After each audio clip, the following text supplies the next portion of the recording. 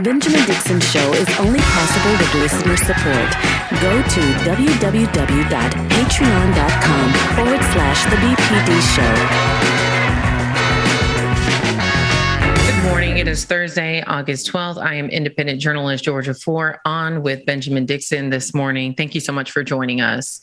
In the last week, there have been 94,000 new COVID cases among children in just the last week. We've seen hospitals across the country report that they are running out of ICU beds. And this is proving that we're on the other spectrum of the pandemic. If you remember, at the beginning of the pandemic, the most vulnerable population was senior citizens, the elders of our community. And they were among the first to get vaccinated. But now, because there are no vaccinations available for children under 12, we're seeing our children become our most vulnerable population. Take a listen at what President Biden had to say about this growing issue. I understand that there are millions of people who decided, adults who decided not to get vaccinated. And I understand that to badger those folks is not likely to get them to move and get vaccinated. But I also understand that the reason children are becoming infected is because in most cases they live in low vaccination rate states and communities, and they're getting it from unvaccinated adults. That's what's happening. And so my plea is that for those who are not vaccinated, think about it. God willing, the FDA is going to be coming out in a reasonable time frame to say this vaccine is totally safe. We've seen millions of doses around the world, 1 billion doses already. And we know how it's transmitted. And one of the things that I find a little disingenuous, when I suggest that people in zones where there is a high risk wear the mask like you all are doing, I'm told that government should get out of the way. You know, and I think we can pause there, Ben, to that point about the masks and knowing that masks have been scientifically proven to help stop the spread. And the president is acknowledging the fact that people don't want to wear it. But yesterday, really what I want to ask you, Ben, yesterday you made a post where you simply said, shut it down. Yeah. What is it going to take? What is it going to take? Because 94,000 children diagnosed with COVID. We're running out of ICU beds in pediatric units and hospitals across the country. How many more children have to be affected by this issue before President Biden addresses the nation and simply just shuts it down? That's right. President Biden is doing his due diligence almost to a fault, but I understand it. I understand the due diligence that's necessary to be kind to people who are making this decision. I don't think people who are deciding to not get the vaccine are making that decision lightly. But y'all are dead wrong. I do respect the fact that Joe Biden is trying to tread carefully to be respectful to those people because they're human beings and they still deserve compassion and empathy. But if we bring up the map of the new infections since July versus what's happening right now in August, I think we are out of time, Georgia, for patience with people who are creating more COVID-19 patients in our children. Yeah, when you take a look even at the world map and you see in comparison to, so this is our country. Dr. Fauci, do you agree with Randy Weingarten, the head of the largest how high the rates are here in our country? But even if you compare that internationally, I mean, there's just no comparison to the number of cases we have here in comparison to other countries who are making these mandates, who do not have a portion of the population who is feeling like this is a form of oppression. The rest of the world understands, in order to get this thing under control, in order to get back to some type of normalcy, we have to get vaccinated and we have to wear the mask. And you can clearly see here that the numbers are showing too many people here don't want to get vaccinated. Too many people here feel like wearing a mask is a political statement. That's exactly right. And they are committed to their politics even unto death. That's the part that is, there's two sides of this. There are those, and maybe if we take our time to parse this anti-vax / anti-mask movements, there are two different movements. There are the movements of those people who are they're just not into vaccines, and they've been reading on YouTube and they've been Googling on websites, and fine. But people are dying. 1,000 people died yesterday. Then there's the other side of it. There's the political action that's being taken by white supremacists, fascists, Donald Trump supporters, Republicans, Rand Paul. They're actively sabotaging our recovery from this pandemic. And so there are two different groups that are at play here, but all of them combine to the 94,000 cases in children that we see spreading across this country. And I thought it was interesting. The president mentioned how, it's adults who are spreading it. But I also think that there's a number of factors that play here. You have corporations who are now requiring employees to return to the workplace. That's causing environments like super spread environments. And it's also then positioning parents who were able to try and juggle working from home and distance learning. Now it's requiring parents to find somewhere to send their kids.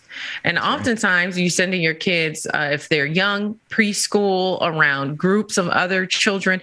You don't know whether or not the teachers there have been vaccinated. And then that creates a super spreader environment for the children.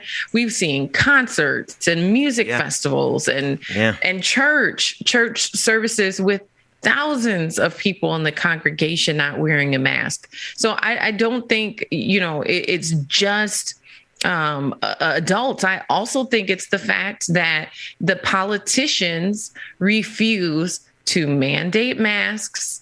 They refuse to shut it down when the numbers are clearly showing that there is a dire need to do something, because there's absolutely no reason why 94,000 children deserve to be diagnosed with COVID and potentially hospitalized.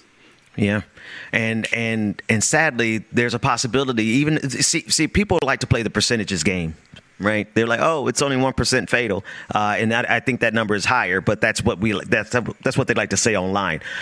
Do you want your child to be in that 1% of this 94,000? If we're really cavalier with the percentage of survival rate, are you comfortable with your so then let's get vaccinated. We cannot continue to coddle the conspiracy theorists in our community. We cannot continue to coddle those who are anti-science. We cannot continue to coddle those who are committed to their politics, even unto death.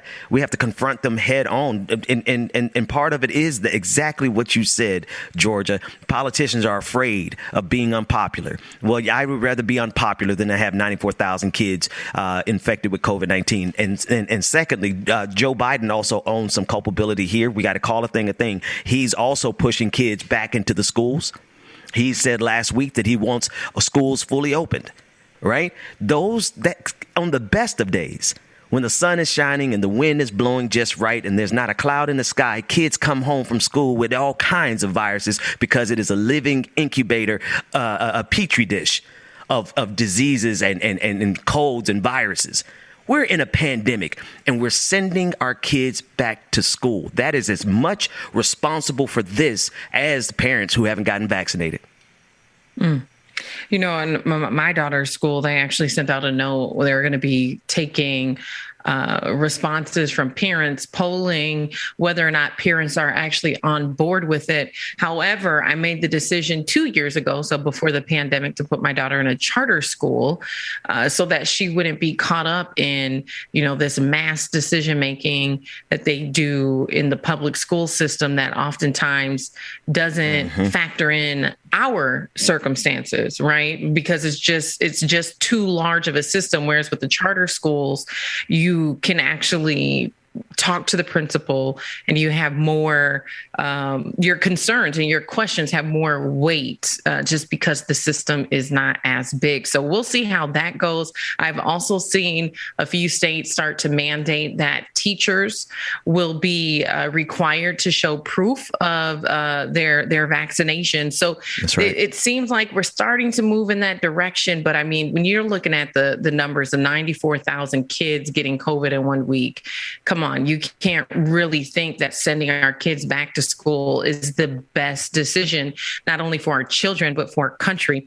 And that brings me to a school board meeting where you had doctors who were sharing the facts of wearing the mask, sharing the facts of the vaccine, sharing the facts about the pandemic. And I want you guys to see, this is very disturbing. I want you to see, and this happened in Tennessee, how parents in Tennessee treated doctors who came in and said that masks should absolutely be worn and that vaccines do help fight off COVID.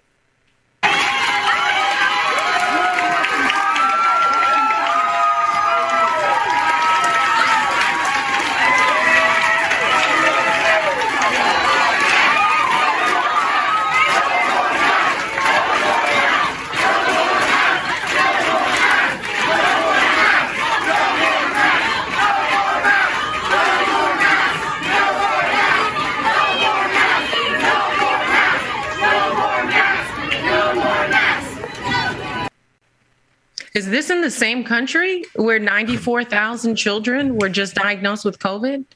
Did you see the sign that said, "My child, my choice"? My child, my choice. You're choosing your child to get COVID-19. We need to take children from, I'm sorry. At this juncture, if you are willingly putting your child at risk, you are not qualified to be a parent talking about my child, my choice. And you're creating, it's one thing to be an essential worker and to be forced into a situation where you do not have a choice. There are so many Americans because of this capitalistic system that never had the choice to homeschool, never had the choice to do anything but keep slaving in this system to make sure that people like Jeff Bezos hit their quarterly profit margin, right? So that has been a reality. But these people got money. They got time. They got resources. They could be protecting their children, but they're using their children as political props, and they are unqualified parents. You know, unfortunately, what happened inside of the school board meeting was just surface level. If we can run this clip back, and I want you guys to hear how the doctors were treated. They were followed. You can see this one doctor being followed to his vehicle, threatened. Take a look. We're going to start this from the top and turn up the volume so you guys can take a listen.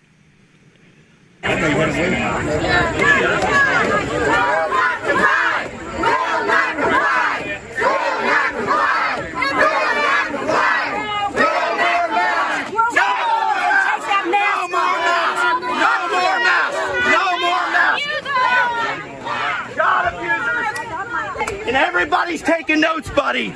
Keep that little smug. Yeah.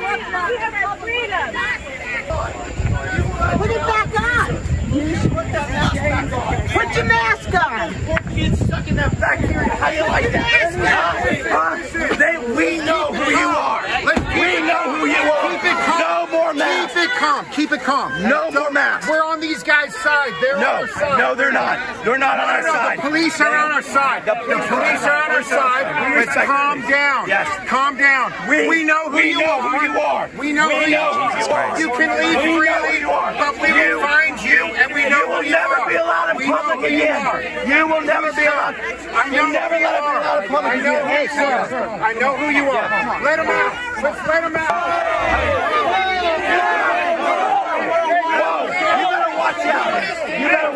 Keep it calm. You better watch out. Keep it calm. Everybody back up. Please. Everybody back up. We believe in peace, but we know who you are. You know who you are. Fuck you. Ben, I'm not sure if that was your first time seeing this, but what are your initial thoughts? White folks done lost their mind. That's my initial response. But my more, pragmatic response is that this is in Tennessee, Williamson County, and I'm trying to figure out if this is the same county as the church that is headed up by Greg Locke, who we cover on a regular basis, who is also in Tennessee. And every Sunday at these people's churches, whether they are at Greg Locke's church or another church, they are constantly being fed the type of rhetoric that would drive them into this type of frenzy, right? They're threatening people over masks. So when I say they've lost their minds, I really don't mean to be ableist as much to say they have lost all sense of reason. And they are acting like brutish beasts. And here we are. They're sacrificing their children on the altar of their bigotry. I also want to know why the officers didn't make any arrests. I mean, when you heard the two men saying, "We will find you." That's right. That's a threat. That is a threat. That is a threat. That is a threat. And yeah, go ahead.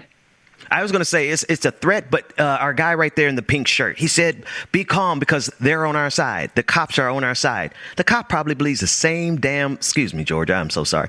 They believe the same doggone thing that these guys believe. So those cops are there to protect them, not the scientists. And so when I do pull up in Tennessee, I'm gonna have to contact the NFAC to make sure we have security everywhere we go, because we cannot depend on police to protect us. Obviously. Yeah, it is. I mean, we always have to do this. If this was a crowd full of Black individuals who were expressing their thoughts and opinions aggressively. Yeah. Now, not only when they ran up on the car and said, "We will find you," but then there's a second moment where you see the vehicle get stopped in the crowd when he starts to drive up. Somebody would have been going to jail if this was a group of Black people. That's right. Or did. Most certainly we cannot gather like this and sing "We Shall Overcome" without the police pointing towards us, turning their faces towards us in opposition to us, to protect the system from us. So if this had been a room, first of all, it ain't gonna be a room of Black people. I know we got a lot of conspiracy theorists in our community, and we got to address that later on today. But if you look at this video, we ain't packing. Most of us Black folks ain't gonna be packing up in no room with a whole bunch of folks with no mask on like this. So there is a lot of overlap in terms of politics, conspiracy theory, bigotry, and race in this video right here. Yeah. Yeah, well, and to look at this entire group and not identify a single Black person, I think, you're seeing who is at the forefront of keeping this pandemic going. You're seeing who is at the forefront of continuing to spread misinformation. The folks here who are acting aggressively, It's frustrating because all I can juxtapose this with is 94,000 children diagnosed with COVID. The fact that ICU beds are running out in hospitals across the country. And so, yes, we can blame whoever we want to blame, but I can guarantee you something. The group of individuals in these clips are partially responsible. Yeah. Yes, Georgia, they are. We are at a very dangerous time. And I want to shift to something that you always ask us to do, something that Brother Mac always asks us to do, James, Rebecca, all of us are constant, and even our audience. How do we change this? How do we take action? We take action by making sure you protect your family, your community, your neighbors, those that you can. Because we are in a time, in a very, very serious time in history, where when our descendants, if we are so lucky to not have destroyed the planet through climate change or destroyed our species through this pandemic, our descendants are going to look back at this time in history and wonder how it is that we survived this stupidity. And those of us who survive, it will be because we yielded to science and reason and not this bigotry and madness. Absolutely. I was recently extremely stressed out. Those of you who know me know I have a 2-year-old, a 3-year-old, and a 13-year-old. And my younger two have never been in daycare. But it was getting to the point where my husband and I were considering maybe we should put them in daycare. He is self-employed. I'm self-employed. We both work a lot, and it just gets to be a bit much trying to juggle it all while also being in a pandemic. And so we were considering putting them in daycare, and then it's just like, as much relief as that would provide for us in terms of our schedules and being able to just hyper focus on our work, give us a break, maybe allow us to get a lunch date in. We started to. It would be nice, right? Yeah, that would be lovely. It'd be great. A breakfast date, something. But we started to think about putting our 2- and 3-year-old who cannot get vaccinated in a small room full of a dozen or more other children and adults who we can't control whether or not they wear masks. We can't force them to get vaccinated. I don't even think it's legal for us to ask them to show us that they have been vaccinated. And so, we started thinking about that, and it's just like, as much as we feel like we need the relief, it's something that we're just going to have to delay and postpone. And I also want to encourage other people, because I know we're not the only family out here who's ready to get back to normal, who feels like they need a break. So we started thinking about it differently. We started thinking about taking that same amount of money, because you guys know that daycare is not cheap. Come on, somebody. We're like, well, maybe if we take that same amount of money that we are going to allocate to daycare to finding a nanny, one individual who we trust and know that has been vaccinated, to come into our home, so that we lessen the amount of exposure. And so I want to just encourage people. I know that it's challenging to navigate, but be hopeful and be creative in the solutions that you're trying to find for your family, and don't give up in seeking them, because just that small pivot. And in my mind, I would have thought I could never afford a nanny. But there's quite a few people out here who are offering those services, especially in light of the mass furloughs and people really not wanting to be in the workplace. And so when you rethink about it that way, if I could get some care for my children and only expose them to one person versus exposing them to 20 or 30, to me, that feels like a much safer approach. And obviously nothing's fail proof, but at least you're doing what you can to mitigate the exposure.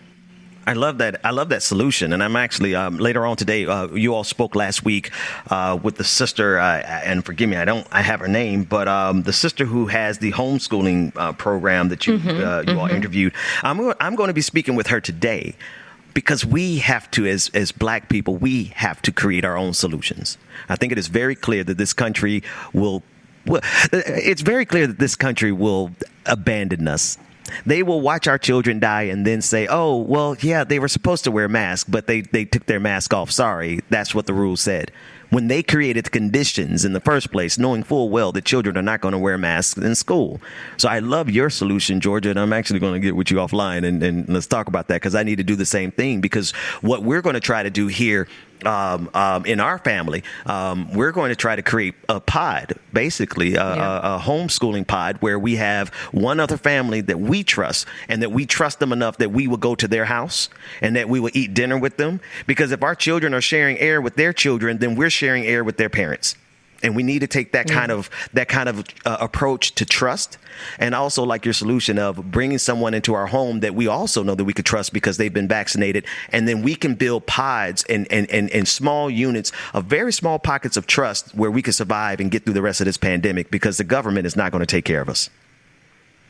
And that's what it's going to take. It's going to take an innovative approach. It's going to take us, creating our own standards and setting our own rules, despite the fact that the president even is encouraging us to send our children back to school, corporations mandating that we return to the workplace. I've had so many people who want to have in-person meetings. And, we learned one thing in the pandemic. It's that technology can really help us stay connected. And so I think that it's time, if you've been out and you got to go out to eat and, maybe go to a concert, do a couple of things that you missed, hold on to those memories.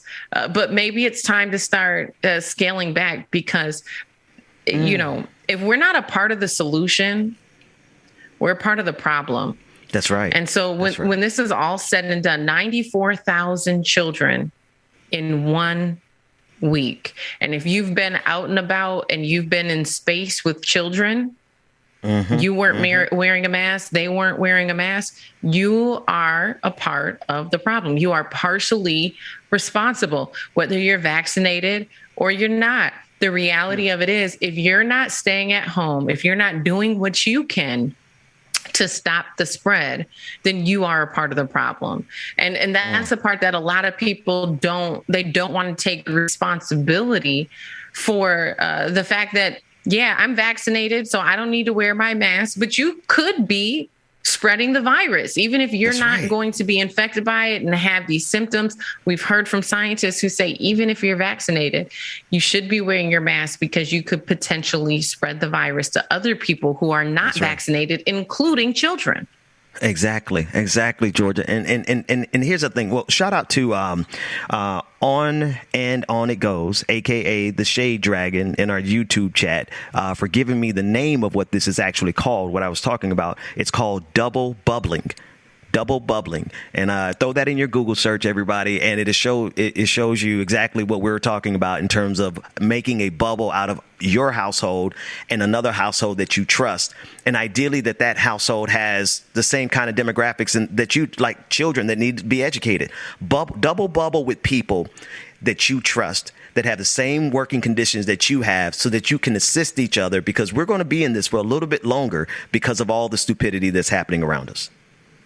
Yeah, and I would take that a step further for those of you who are parents who are listening. If you guys have other ideas, solutions, things you're considering, please share them, because, the approach my family's taking is different clearly than how Ben and his family's thinking of it. And I also think that there is something to be said just about brainstorming, just throwing ideas out there and just saying, what are some of the approaches that we can take to being more reserved about where we go, pretty much forcing ourselves to just go back into a lockdown, even though it's not being mandated. What are some of the approaches that we can take so that it's not as painful, it's not as hard of a transition?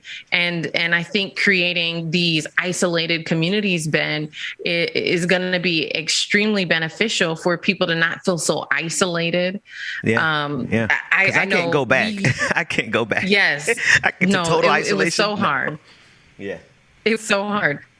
We used a lot of apps. So we use Instacart, DoorDash, because then again, here you have one person who is coming to your home, and we would just have them leave the stuff outside versus us going into the grocery store where we're exposed to, 50, 100 people.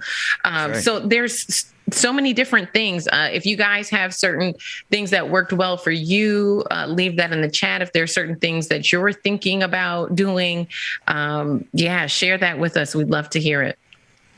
I love this from Struth the Dragon in the chat room says, double bubble, toil and trouble, COVID spread and right wing muddled. We are some creative people, but that is the absolute truth. Take care of yourself, take care of your family, your household, create a bubble.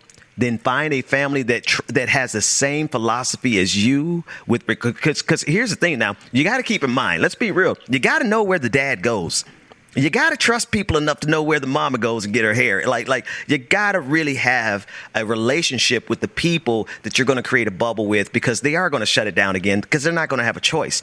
They are going to shut schools down again, because when kids, and I say this very carefully because it could be any of our kids, and I'm being mindful of this. I do not wish this on anybody, not even Greg Locke. I hope and I pray that every single child can make it out of this phase of COVID-19. But once they start seeing children die in the kind of numbers that they expect them to be dying from, they are going to shut schools down. And so we're going to have to come up with other solutions very quickly. And we need to start brainstorming, like you said, Jordan. Absolutely. Well, we are on the clock, so I am signing off now, but stick around for more on The Benjamin Dixon Show.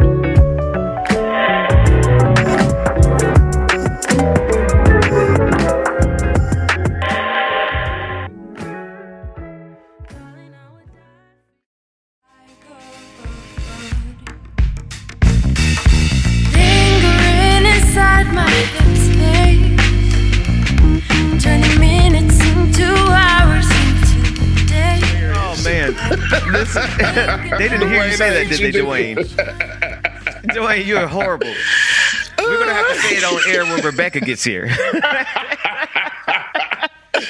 Dude, I rolled over the whole cord, and the cord got stuck in the wheel, the bottom part, the little connector piece. I'm like, how the hell did that happen? So here it is. I'm trying to pull the thing out, and I didn't end up pulling out the whole thing. So now it looks like this. So Dwayne, thank you so much. I appreciate this gift, and I'm sorry I broke it. Okay. Oh wait, are those are the headphones, right? Yeah, man. Listen, yes. My son did the same thing to my headphones. He spun around in my chair until the headphones popped, and then Dwayne had to give me another set. So, welcome back, ladies and gentlemen, non-gender conforming individuals, to the Benjamin Dixon Show. I don't know if I'm choking or laughing or what here. Special thanks to Georgia Fort, as always, starting us off. DJ Exclusive, thank you, man, for keeping us bopping while you were trying to fix your headphone situation over there. A whole situation. A whole situation. And we're joined, obviously, by David, our producer, who is a fan of, has this picture of Nina Turner on the screen, and who we are all fans of on our show. Yes. David, I want to turn it over to you because right now I'm in Alabama, and I'm not following the news as much as I normally would if I was stationary. So what do we need to be looking at today, David? Good morning. Good morning. So we'll stay in the same vein of what you and Georgia were discussing. But Dwayne, I'm actually going to go in reverse just because we were in Tennessee. It makes sense to go to Tennessee's current son, Greg Locke. Yeah. And so if we roll BPD 5, we'll see the type of content that's fueling what we saw. Yeah. Yep. Yeah, I like that. Let's go there. We have a big old sign that says, this is a mask-free church. We won't even let you wear a mask on our church campus. We celebrate faith over fear because God's not given us the spirit of fear, but of love, power, and a sound mind. You don't have a sound mind, bro. So I said, okay. I said, we're going to have to go ahead and deal with this right now. Since the media's here, since they're trying to shut us down, they need to know that we are both biblical and constitutional. So I said, we so believe in our First Amendment right to gather that if you show up and you impede on our First Amendment right to worship, we gonna meet you at the door with our Second Amendment right, because we are not closing our church because the government told us to.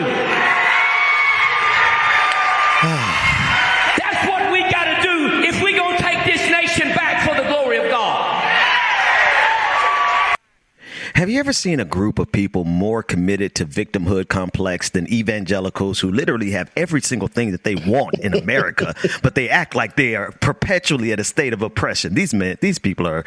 Jay, what y'all think about this, man? I got so much more, but this clown is the reason we saw what we saw in Tennessee. Run the B-roll of Tennessee, what we saw last night at the school board meeting. This is Greg Locke that we're looking at right now. He is a pastor in Tennessee, and the video that we watched of the school board meeting where they were shouting down this one right here. This is in Tennessee, Williamson County. Now, I haven't had a chance because I just saw this video this morning, but someone in in one of the chat rooms, would you find out if Greg Locke's church is in Williamson County, Tennessee? Somebody just do a quick Google search, because if it's in that county or juxtaposed next to that county, then Greg Locke is 100% complicit with what we see in this video. Yeah, that's crazy. That's a good point, Ben. I would like to see if that church is in that same area. The sad part about it, going to Tennessee real quick, this is happening in Georgia too. It's happening in a lot of different counties here. And now, of course, once all these cases are starting to come out with kids involved, they're starting to change that tune. Y'all have no choice. Yeah. Talking about thousands of kids. Oh my gosh, I saw the number this morning. I think it's almost 3,000 or 4,000 kids diagnosed with COVID. Georgia. And this is on the second week of school in Georgia alone. In Georgia alone, yes. That's ridiculous. Now, this Greg Locke, oh my gosh, the narrative and the rhetoric that this man that they're spitting. Yeah, I'm interested to see how this will go, how this is going to be, how the numbers in Tennessee are going to be after all these revolves and everything. Of course, they're not going to say that, but I can guarantee you COVID is in that building. Hallelujah, somebody. Wait, put Greg Locke back on the screen, because we about to work this thing right here. James, you gave me an idea right now in real time. Don't do it. The Holy Spirit is not in Greg Locke's church. All right. There is no anointing in Greg Locke's church. There is no power in the pulpit of Greg Locke. The only thing you got in Greg Locke's church is COVID-19 and bigotry. That's what I see. What else is in Greg Locke's church? Common sense is not in Greg Locke's church. Greg Locke's church is located in Mount Juliet, which looks like it's just outside Nashville. And how far is that from Williamson County on the map? It's not far. It's not far. Williamson County is just south of Nashville. So that tells me that there's some Greg Locke members out there. How much you want to bet that in that video there are actively Greg Locke members out there? Now, Greg Locke owes me a debate. I got David, did I ever send you those screenshots from our Twitter conversation?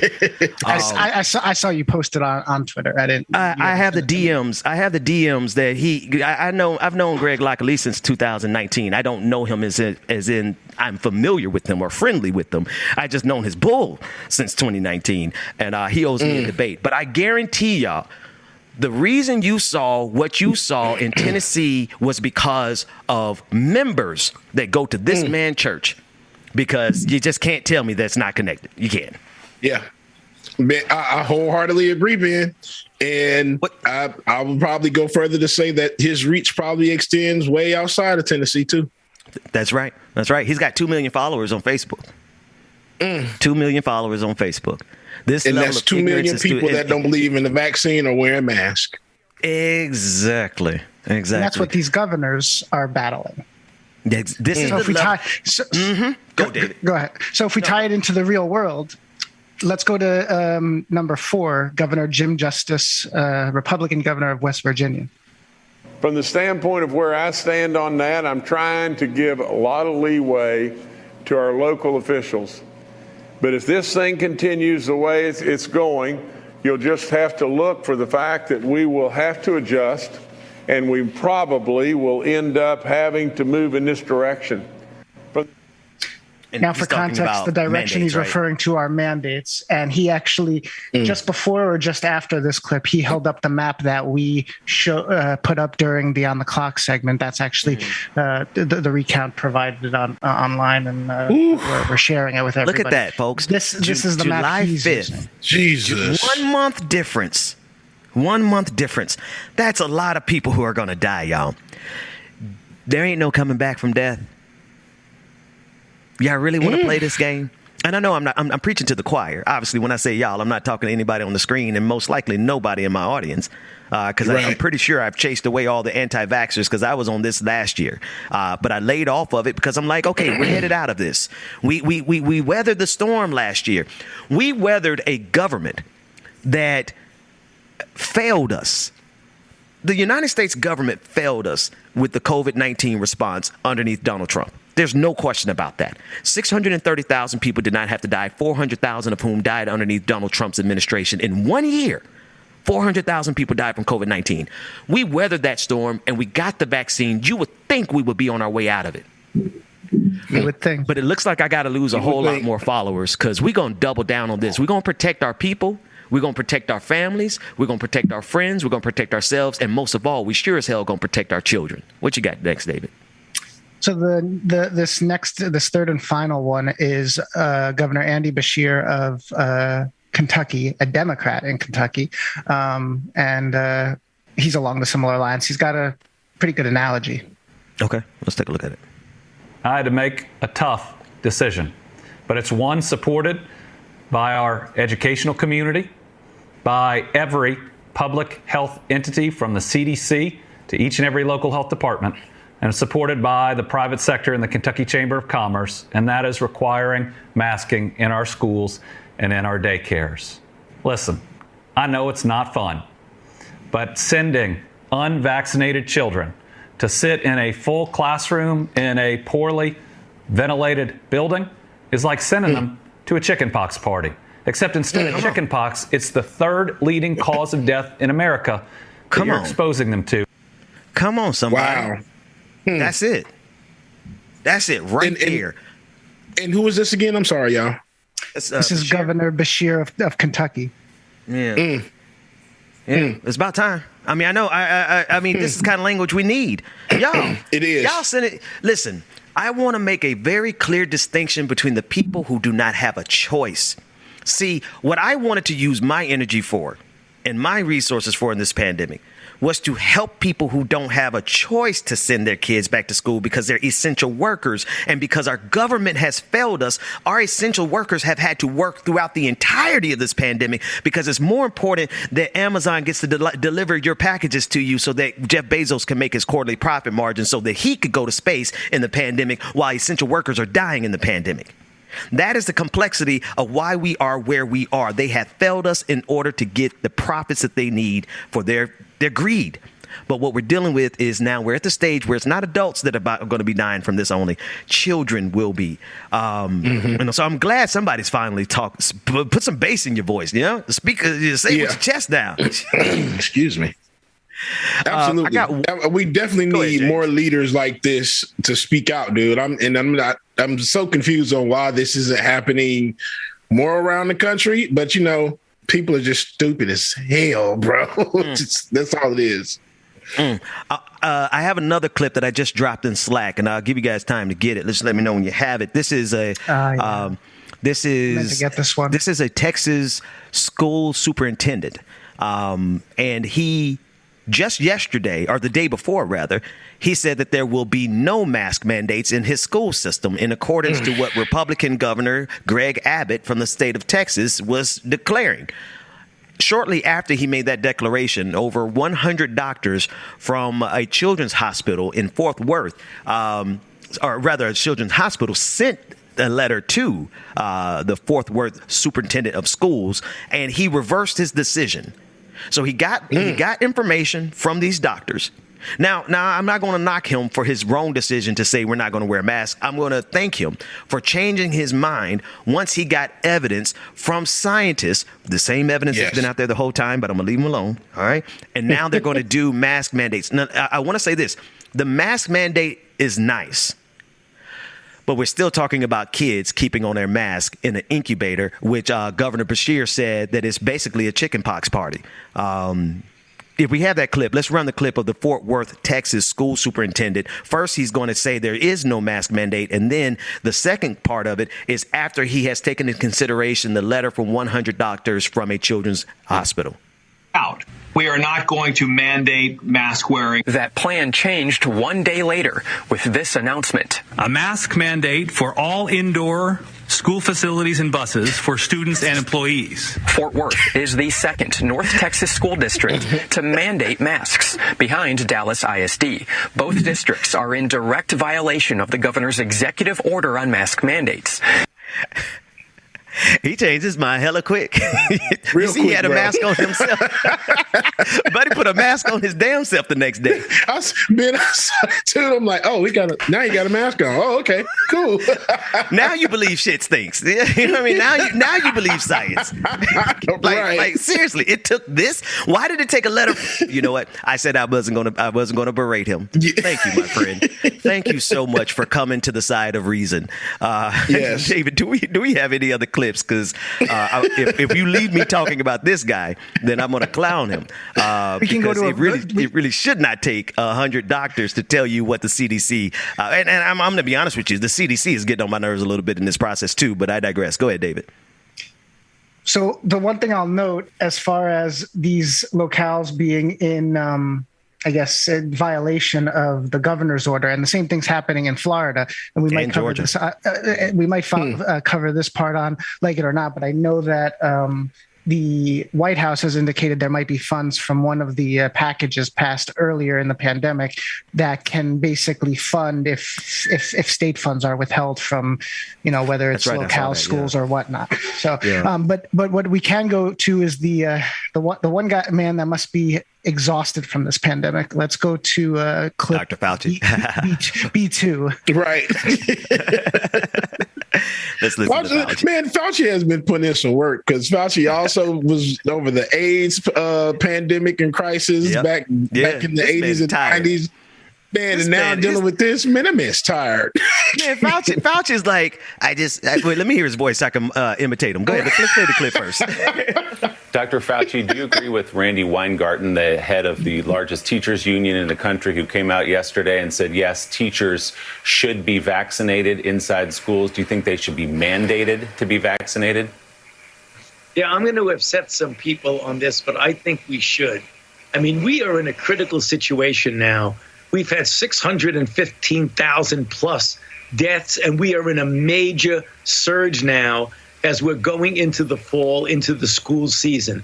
This is very serious business. You would wish that people would see why it's so important to get vaccinated. But you're not going to get mandates centrally from the federal government.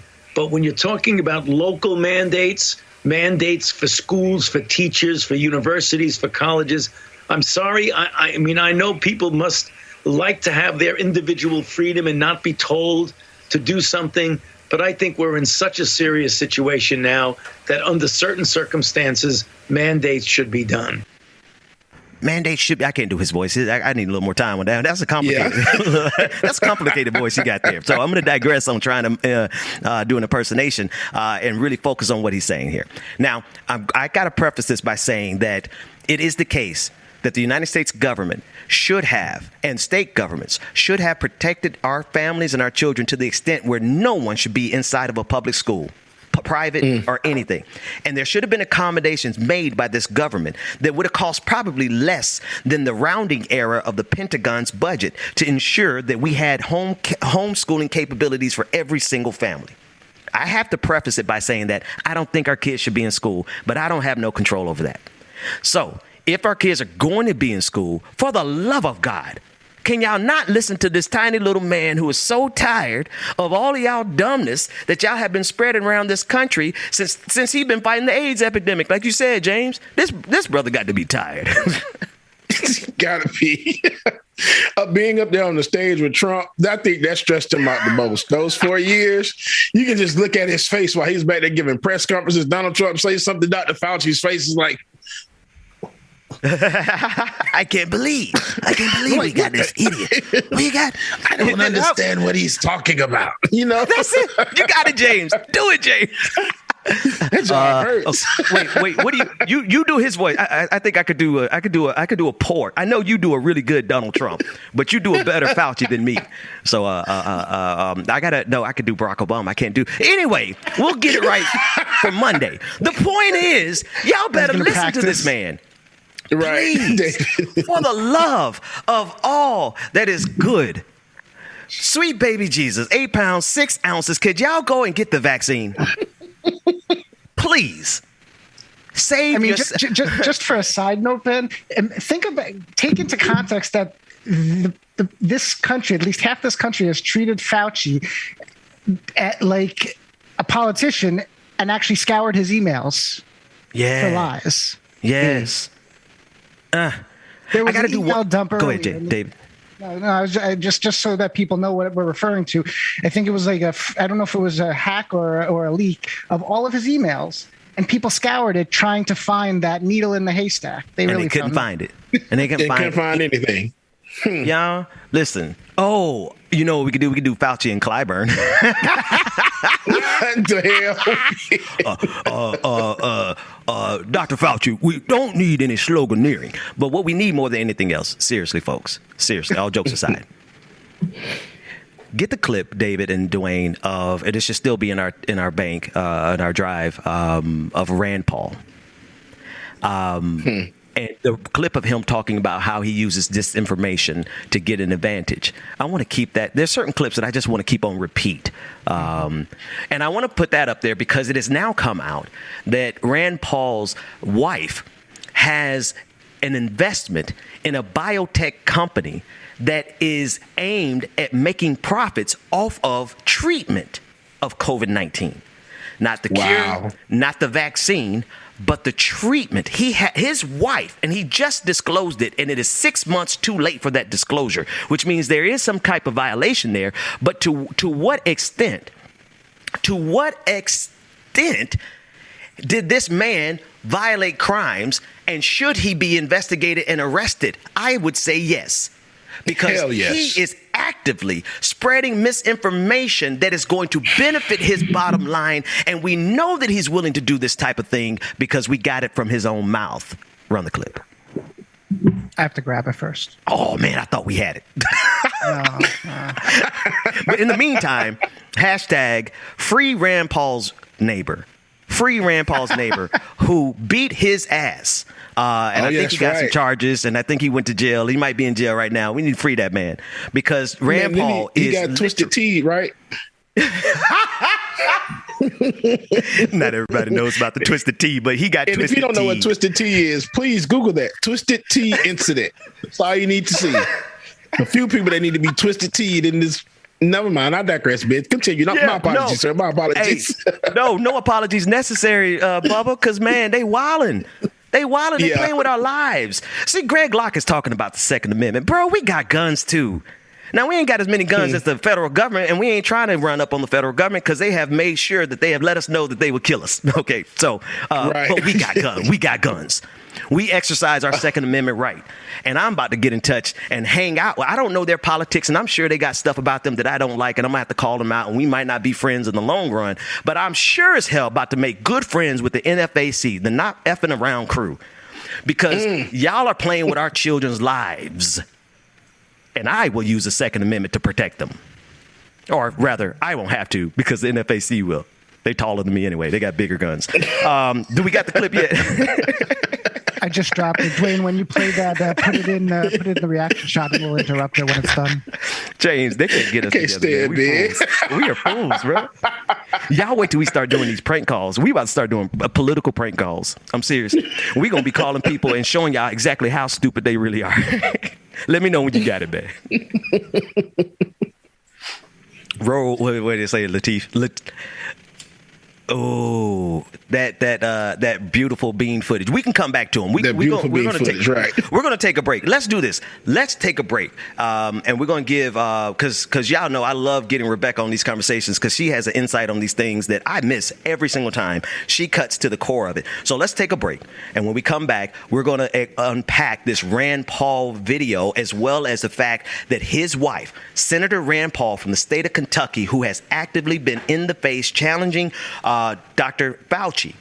He has been spreading misinformation that is getting people sick and killed. And it turns out that Rand Paul has an investment in a company that is going to profit off of how many people get sick from COVID-19. James, it's in stolen, much still applies tonight. No, you don't want to burn bridges, but as time moves on, you slipping away from me. But did the ocean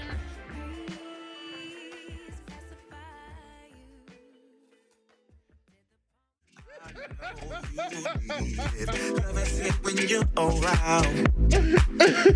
Oh, please say that you James, if y'all ever put me out there and y'all expose me singing behind the scenes, I ain't gonna say I'm gonna fire everybody because I'll never recover from that. But just y'all don't do that to me. I just be trying to enjoy myself behind the scenes. How y'all would have heard Ben when I get you back on? Yeah, I was like, okay, bro. No, okay. You know, I hit some deep notes if you let me. All right, let's Yeah. Oh crap. Okay. Do you filibuster for a second. Filibuster. Okay, we'll give you time. We're gonna switch. We're gonna switch and go back to Rand Paul because I got issues with Rand Paul. I got real deep-seated issues with him because Rand Paul got issues. Yeah. Rand Paul has issues. He's a monster. I would call him a sociopath, but that's an insult to sociopaths. Donald Trump is a sociopath. Rand Paul is a monster on top of the sociopathy because he actively does these things to get an advantage. He lies. He lies in order to get an advantage. And in this case, we're talking about an advantage in terms of his financial investment through his wife, who has money in a biotech company that benefits and profits off of COVID-19 treatments. Y'all, this is something that you would get out of, remember the Pelican Brief and all those conspiracy theory movies back in the day? This is the type of conspiracy that they wrote movies about before. But here's a sitting U.S. senator in the form of Rand Paul, whose wife, who did not disclose that he had a financial interest in the number of people who got sick from COVID-19 because he has his wife has a financial interest in a company that provides treatment for COVID-19. And you want us to believe, does anybody expect us to believe that Rand Paul is not actively trying to do this for his own personal benefit? Because if you believe that, I need you to watch this clip. Have been dragged in this game. I have been the face of COVID, okay, in this whole country as the doctor, giving the world the precautions to deal with, while states were trying to fight them and push them down. What you will not do today to me, Mr. No Sleep, rolling out of bed, messy hair, bags heavy, under the eyes. You will not tell me that it is my fault. But you need to look at your colleagues and your peers. And the governor, like the governor of Texas, whatever his name is. Greg Abbott. Greg Abbott. Senator Ted Cruz. Senator Ted Cruz and Governor Greg Abbott. Go up to New York and look how they were hiding those numbers. If you're going to point those fingers, it was because you guys were acting like COVID wasn't a thing. And it turns out people died because it really is. And you know what? I always wonder, I'm like, Fauci has been around and been doing this for a long time. And it was a key part, even in the AIDS pandemic. And I'm sure that he didn't even have to go through any of this. Wow. Because right now, they're just like, this makes no sense. You're basically accusing him and his people of killing millions of people around the world. In a nutshell is what you're doing. I got to say this about Rand Paul. And I want to say it after we play this last clip. Senator Paul, a majority of the med students here today have a comprehensive exam tomorrow. Just wondering if you have any last-minute advice. Actually, I do. I'll tell you, this: I never ever cheated, and I don't condone cheating, but I would sometimes spread misinformation. And this is a great tactic. Misinformation can be very important. So one time we were in the library and we were studying for a PATH test. And so we just started spreading the rumor that we knew what was on the test, and it was definitely all about liver. Everything, there's going to be a vast majority of questions all about liver. So we tried to trick all of our competing students into overstudying for the liver and not studying for the kidney and every other organ that's on there. But so that's my advice. Misinformation works. So try to trick your opponents into knowing that the test is about something it's not. Trick your opponents into thinking the test is about something that it's not. I mean, from the horse's mouth. I mean, our voices were there too. Rebecca pop up anywhere. She don't care if she's not even here. She gonna show up on the screen. That said, Rand Paul, Rand Paul, literally just told us he was at the Benjamin Rush Institute. He said that misinformation is useful, and that he has since college been spreading misinformation to get an advantage. Is there anyone who is going to suggest? Is there any juror? Not that jurors are going to have anything to do with this, but is there anyone in the legal system that is not bought and paid for by politicians and by corporations that will look at this in good faith and say that Rand Paul was not actively spreading misinformation in order to gain an advantage in his bottom line profits through his wife, who has an investment, an undisclosed. Now, as politicians, you are required to disclose all of your financial investments, and that includes your spouse. They did not disclose until 6 months later. We just found out last night. And as a result, there should be an investigation because he is profiting off of spreading misinformation and it is getting people killed. So that's all I got. What y'all got? I just keep thinking how this is a not board certified ophthalmologist who likes to think of himself as a virologist. You said that, David. You That's said right. that, David. You said that.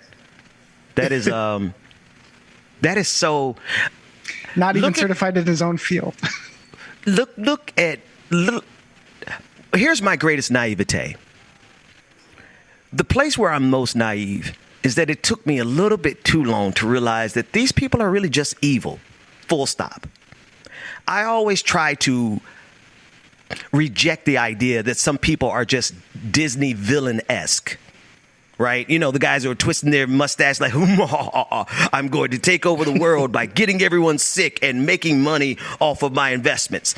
No. This is real. This is not fiction. This is Rand Paul in real time. This is what he's doing. And he's doing it with your children's lives, the lives of your loved ones. So that's why I say hashtag free Rand Paul's neighbor. Because I can't do it. I'd be, y'all know what they do to us. On the COVID subject, but a little bit more detrimental because it's Florida, and Florida's in more shape than Kentucky. Dwayne, if we can transition to the B segment, let's roll. Which one are we? Sorry. Let's go to B3.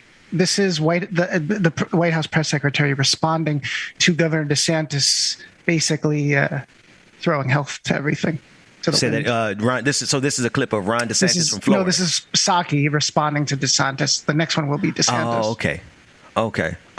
Yeah, Jen, because this is getting to a point where it is Hold on. Somebody said, while you guys get that clip, somebody said to me on Twitter that the reason so many people have died from COVID-19 and so many people refuse to get the vaccine is because we are facing a misinformation campaign, the scale that we have never seen in the history of humanity. You got to understand, folks, they are coordinated from Rand Paul, from Donald Trump to Rand Paul to Steve Bannon to Paula White, Greg Locke, all those evangelical preachers who preach the same political message every single Sunday, Fox News, Tucker Carlson, hell, you got some people who are pretending to be progressive who are doing the same type of anti-vax, anti-mask messaging. And in a minute, we are going to talk about black folks because we got that in our own community. But in the temples of our empire, in Washington, D.C., we have snakes like Rand Paul who are sitting there lying to Americans so that he can make a profit. This man needs to be tarred and feathered in the old sense. This is not acceptable. These are human lives. And they want to act like they have something to be aggrieved over. No, we literally have cause. The American people, now this is probably a good place for us to get another clip because I'm going to tell you the truth. The American people have cause. We had cause for a revolution last year when they killed George Floyd in the middle of a pandemic. And the president of the United States went and used the military to clear Lafayette Square so that he could pose with the Bible upside down. This government has abdicated its responsibility to take care of the people. And so we have cause. And yet people like Rand Paul is acting like he has cause. But his cause is his money. Let's run that clip. So before Dwayne rolls B3, just to give a little bit of a review in the week for anyone that's not in on all of this, DeSantis said earlier in the week that that's the Florida governor, right? Yes. Governor Ron DeSantis of Florida said that he would move to withhold the salaries of superintendents and school board members who disregarded his executive order prohibiting mask mandates in schools.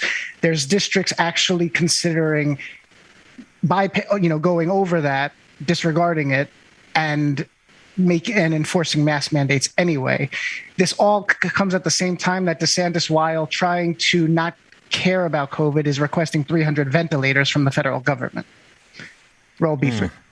If you're not interested in following the public health guidelines to protect the lives of people in your state, to give parents some comfort as they're sending their kids to school, schools are opening in Florida this week, I know, in many parts of Florida, then get out of the way and let public officials, let local officials do their job to keep students safe. But that in the American Rescue Plan allocation or in the guidelines for parameters for how that money could be spent, certainly paying for salaries is a part of that, or could be a part of that, and could cover those needs for these officials. And now that money would have to be distributed. But the Department of Education is looking at options. I'm not making a threat of withholding. Certainly we don't want to hurt the people of Florida, but we're looking at a range of options to support the public health officials, the teachers, and officials who are trying to protect students and their communities.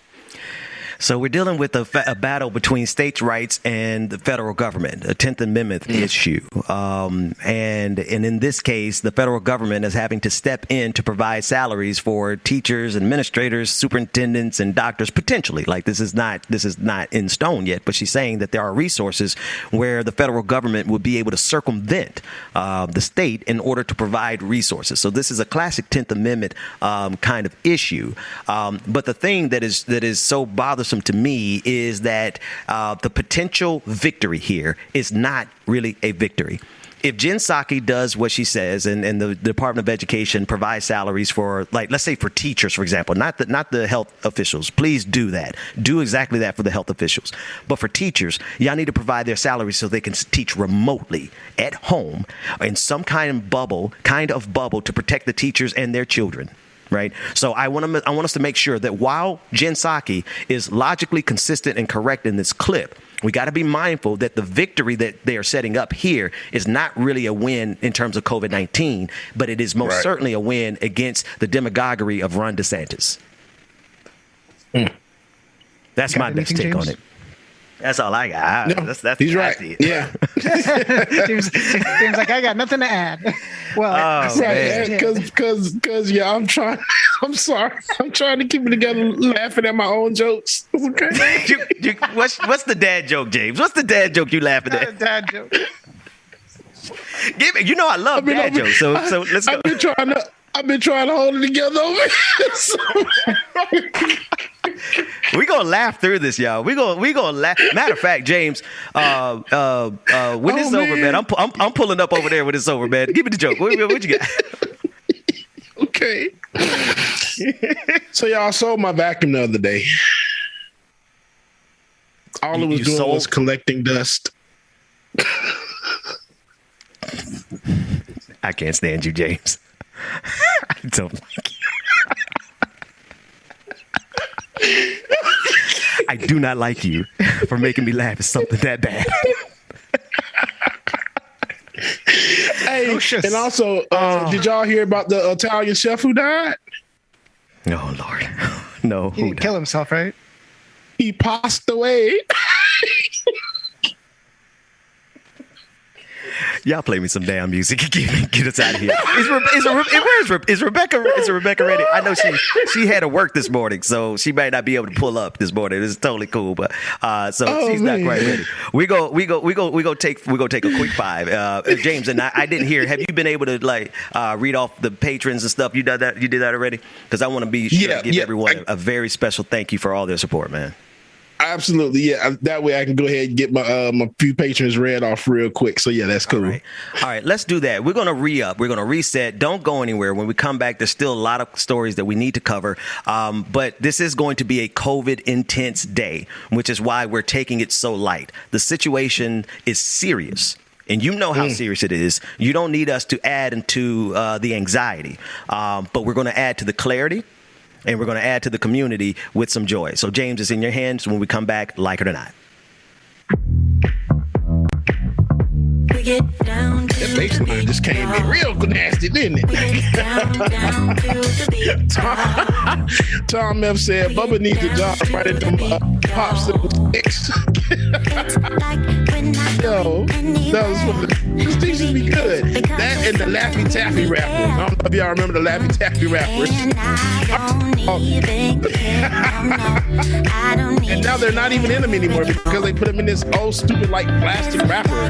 Like, give me a paperback. Let me unwrap my Laffy Taffy and read my joke, okay? All right, y'all. New pages. Now, thank y'all so much. New pages we have Peter White and Daniel K. Our sister Sis Q Cat cheered 100 bits. Sister Sis Q Cat, we appreciate you. Shout out to Jam Tune and Rachel Letney as always on Twitch, man. We greatly appreciate y'all as well. Remember, you too can become a member of Patreon. Patreon.com/like-it-or-not. Patreon.com/like-it-or-not, y'all. Make sure that y'all join and go ahead and get those updates. Ooh, I'm supposed to be posting a new mix that I worked on last week. You don't want to miss it. I'll be posting it today sometime, so make sure you stay tuned. SoundCloud.com/DJX3C, okay? Waiting for something I can't get out. Alicia, good morning. Kathleen, good morning as well, too. I don't even care anymore. It's like we're losing our track of time. I just got one thing on my mind. Baby, one day I'm hoping that you will be mine. Turn my life around. Yeah. Where do we go when everything feels like it just stays the same? Where do we go from here when everything is said and done? B, this is Gloria Tales. Gloria Tales, B. Yes, she's on a lot of music that I have. A lot of music. Pretend you're terrible. What back mother smoking on? I'm just playing. Y'all don't get me started. Good morning, Mom and Daddy.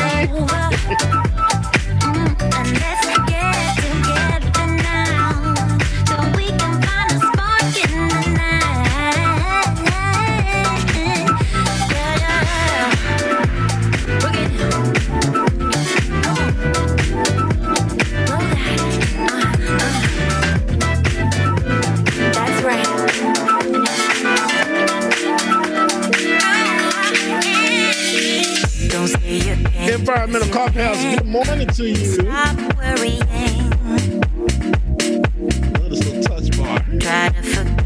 Ooh, Lily, you right. Happy Friday, Junior, everybody. Happy Friday, Junior. Yay, Friday, Junior. I don't want to go to work today. Happy Friday. Brother Tyler, good morning, Tyler. William Moore, good morning, sir. Jago, good morning.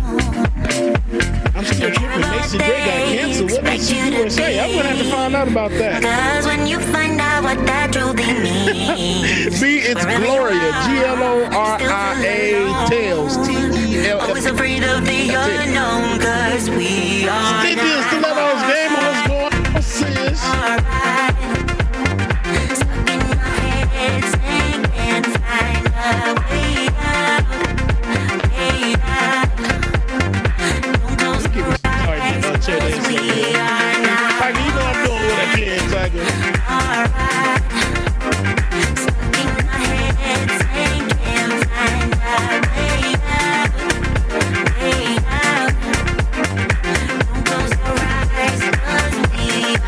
Hey, real quick, y'all. What did the fish say when he swam into a wall? Damn. Slowly moving towards the light. We first intend. Oh yeah. I know. Y'all love me. Y'all love me. I know. Don't let them win. No. So don't go pursue a dream. That's not your role. Don't care about what they expect you to be. Okay, Tiger, that makes sense. That's the anti-joke. Okay. Marquez, I told y'all know I have no sense, man. Always afraid of the unknown, cause we are not alright. Miss Sophia, don't do me like that, Miss Sophia. Good morning, Sophia. Good morning. All right, y'all. Welcome back to the screen. My brother from another. I said, welcome back to the screen. Welcome back to your ears. My brother from another mother. I'm on the screen, man. I'm on the screen. I just honestly do not look as clean as I look in this picture right here. You can't dress like this in the streets. You can't. I ain't got no watch on. I got no ring on. I got none of that.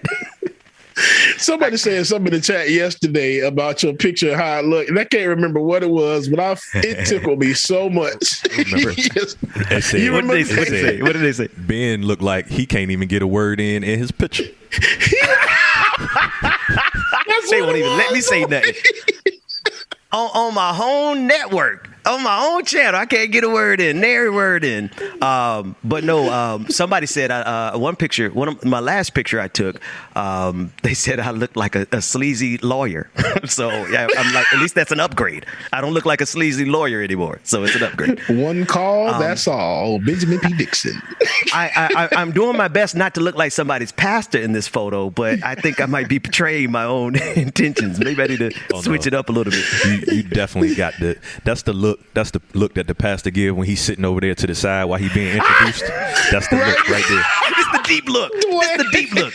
This is where you rocking back and forth in your hand. You know, this is when the preacher in the pulpit and he got his head down, looking humble and stuff. He's getting introduced. Coming to the stage now. Y'all ready? Here you go. All right, this next visiting pastor is from Atlanta, Georgia.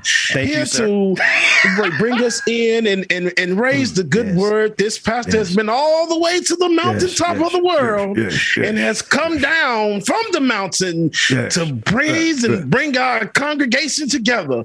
Benjamin P. Dixon, would you please come? Would you come? I am pastor Miss Leadership class. I want to tell all of my members that we don't allow sloganeering in our church. If you come to our church and you sloganeer in our church, we will meet you at the door with our Second Amendment rights. So, run the clip of this man. A revolutionary, a visionary, a warrior of God. I'm going to change my picture. David, David, run this clip. This next clip is... it's apropos. It's poignant. It is a little sad because he's talking about his wife with stage 4 cancer. But he is really breaking this thing down as to how y'all who refuse science and refuse vaccines, how ridiculous you look when after you refuse the science of the vaccine, you rush to the hospital to accept the science of the hospital. Make it make sense, Sway. Let's run it. Hey folks, how you doing? I just got a quick question about this whole COVID, not getting vaccinated and running to the fucking hospital once you get the virus deal, because this shit is out of control, all right? And I'm gonna give you a quick story on why I think it's out of control. Last week I had to bring my wife into the hospital. She has stage 4 breast cancer. She was dealing with some symptoms, and I had to bring her in to get some fluid drained. She was having some pain, blah, blah, blah. She was in there for 2 days. On the third day, she honestly should have stayed one more day, maybe 2 more days, okay? But on the third day, instead of draining her fluid and what they wanted to do, they told us that she had to be discharged because they had no room left in the hospital because of COVID. Here's my question. Why 99% of everybody that's in the hospital with COVID right now is unvaccinated, okay? If you really believe that COVID's not real, and you really believe that's not a big deal, and you really believe that you don't need to get the vaccine, that is your right, okay? I'm not gonna argue with you about that. What I am gonna argue with about is you running to the hospital once you get the virus. If you don't trust the medical field to prevent you from getting it, why do you trust them to cure you from it? Why do you run to the hospital? If you really believe that COVID's not a big deal and it's not this, that, the other, and you don't get the vaccine because stick to your fucking guns and keep your motherfucking ass at home. Stop running to the hospital, putting everybody else at fucking risk, and in turn, the collateral damages. People like my wife who actually need medical help for a chronic disease get kicked out of the hospital because your dumb ass is too stupid to go get a vaccine shot. Keep your ass at home. If you really believe COVID's not a big deal, prove it. Stick to your guns, keep your ass at home, and deal with it. Now, I just got to say, I cannot imagine what it must be like to be caring for your stage 4 cancer surviving wife and to be put out of a hospital because of 99% of the people in there from COVID-19 did not get vaccinated. That's right. 99% of the people who are in hospitals right now did not get vaccinated. And what's hilariously sad is the fact that people were like, somebody pointed out to me on Twitter, oh, there's 600 people who got sick from COVID-19 and they were all fully vaccinated. Well, hey, moron, 100,000 got sick yesterday. 1,000 died. So I can't imagine this brother and what he's going through, but he's sharing it. And he's dead on. He right as hell, James. Oh, yeah, he's super right. And I mean, and of course, there are videos coming out now where, excuse me, where they're talking about, hey, my family member, let's say my daughter, who was 6 or 7 years old, is now in the hospital because I didn't want to get the vaccine and I've been out. Now you see the narrative and you see the rhetoric. Everything this man's saying is true. You didn't want to get the vaccine and you're not believing any of the stuff that's being said by the CDC or any of the doctors and medical professionals. Stick to your guns. This is what you decided to do. Now you're changing the tune and you keep that same energy. Now you're changing the tune because you see it's real. Yeah, man. This crap is real. I don't know what other proof you need. I that's what I have such a hard time wrapping my head around when it comes to certain things. I don't see how anybody can not see what we've been seeing and not believe that the vaccine is what's going to help, and that any of these mandates or recommendations, y'all just not following. I just don't understand that. Why would you choose death over life? Why would you choose death over life? My God. Go ahead. I'm sorry. I didn't mean to cut you off. No, I only was adding that they're definitely coming to regret it later. It's just too late. And this guy's point, they're using hospital beds even when worsening the situation. But to lighten the load, we do have I think we're expecting a guest soon. Before we make that transition, I have this second clip that kind of says it a little bit shorter and lightens things up a bit. All right, let's do it. Okay. I'm not going to get the vaccine, then die. What do we do? Argue with you? I'm not on the debate team. This isn't mock trial. Aren't you worried about the side effects? I'm worried about the disease. They're tracking you through the microchip. Play it one more time. They're tracking you through the phone you're watching this on. Get the vaccine. I'm not going to get the vaccine, then die. What do we do? Argue with you? I'm not on the debate team. This isn't mock trial. Aren't you worried about the side effects? I'm worried about the disease. They're tracking you through the microchip. They're tracking you through the phone you're watching this on. Get the vaccine. I'm not going to get the vaccine. One more time. Then die. Let it go. What do we do? Argue with you? I'm not on the debate team. This isn't third time's a charm. Aren't you worried about the side effects? I'm worried about the disease. They're tracking you through the microchip. They're tracking you through the phone you're watching this on. Get the vaccine. Y'all let me know when we're expecting a guest coming up. Let me know when he's ready. But bruh, thank you.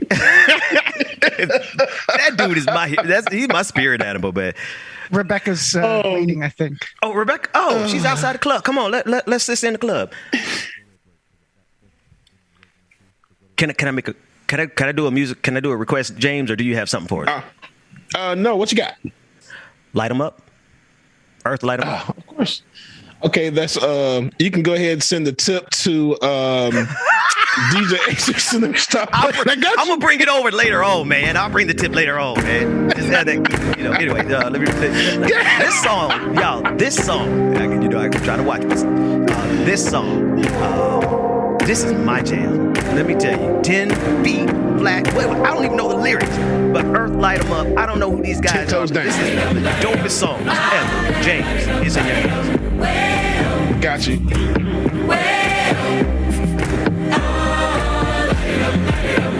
Y'all make sure y'all stay tuned. Rebecca has entered the building, or should I say she's outside the club, and she can't even get in. But she's coming, y'all, so make sure that y'all stay tuned.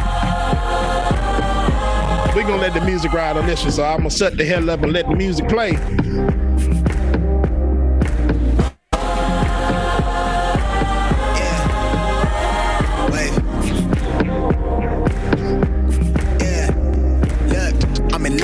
stars, I'm in sync with the earth. 10 toes deep, flower child from the turf. I never switch sides, like even when I die, I'ma ride for the squad, let her ties in the hearse.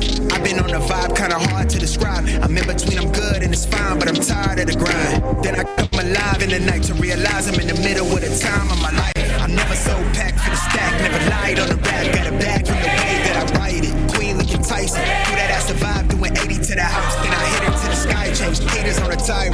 Talking to their grip in the face, be still, let that hate stuff fade. We all want the same, we all want a meal in the safe. I wanna live like I'm trying to reach enlightenment. Trail spill from my lips, feel bent from the bib. Take a sip till I pass out. Try and get grip, but it don't make sense. Cause you can lose life on this fast route. Yeah, turn thoughts to a cash cow. I might flip that to the glass house. I don't need the accolades, I'm in love with the chase. I just wanna eat, save a spot at the table. Beats with the slap, pin myself on the map. You long with the wind, but we knowing that it's cap. 5-hour flights, couple nights at the flat. To be real, couldn't see me making moves while I'm at. I'm still on the grind, limit time when I chat. I'm burning down sage, keep the demons away. When I write it, give a piece of myself to the page. I don't do it for the praise, love, that's just how I'm made. From the glass in the mirror, the way me old man trying to pass in the fear. Yeah, the first one to talk, but the last one to hear. Eyes blurry, but I couldn't see that, and he cleared down. Start to feel like I'm on one. Settle in, I'll be here for the long run. I'm a slave for the cash, got snakes in the grass, no brakes on the ad, but it's all fun. We done seen it all, heard it all. Heard enough, give me space before I murder y'all. 10 bad here, I'ma curve them all. 12 missed calls, and I still made a curtain call.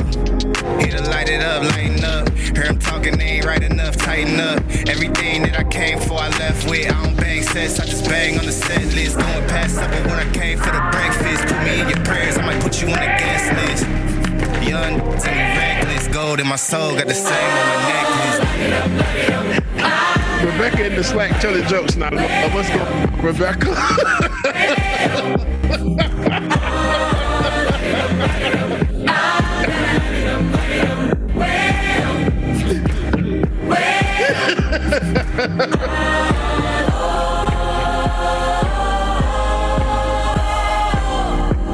Right. I can't stand it.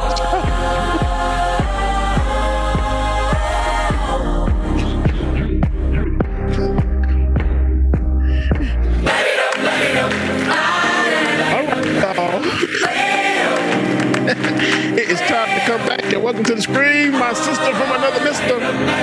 Hope we're ready to go.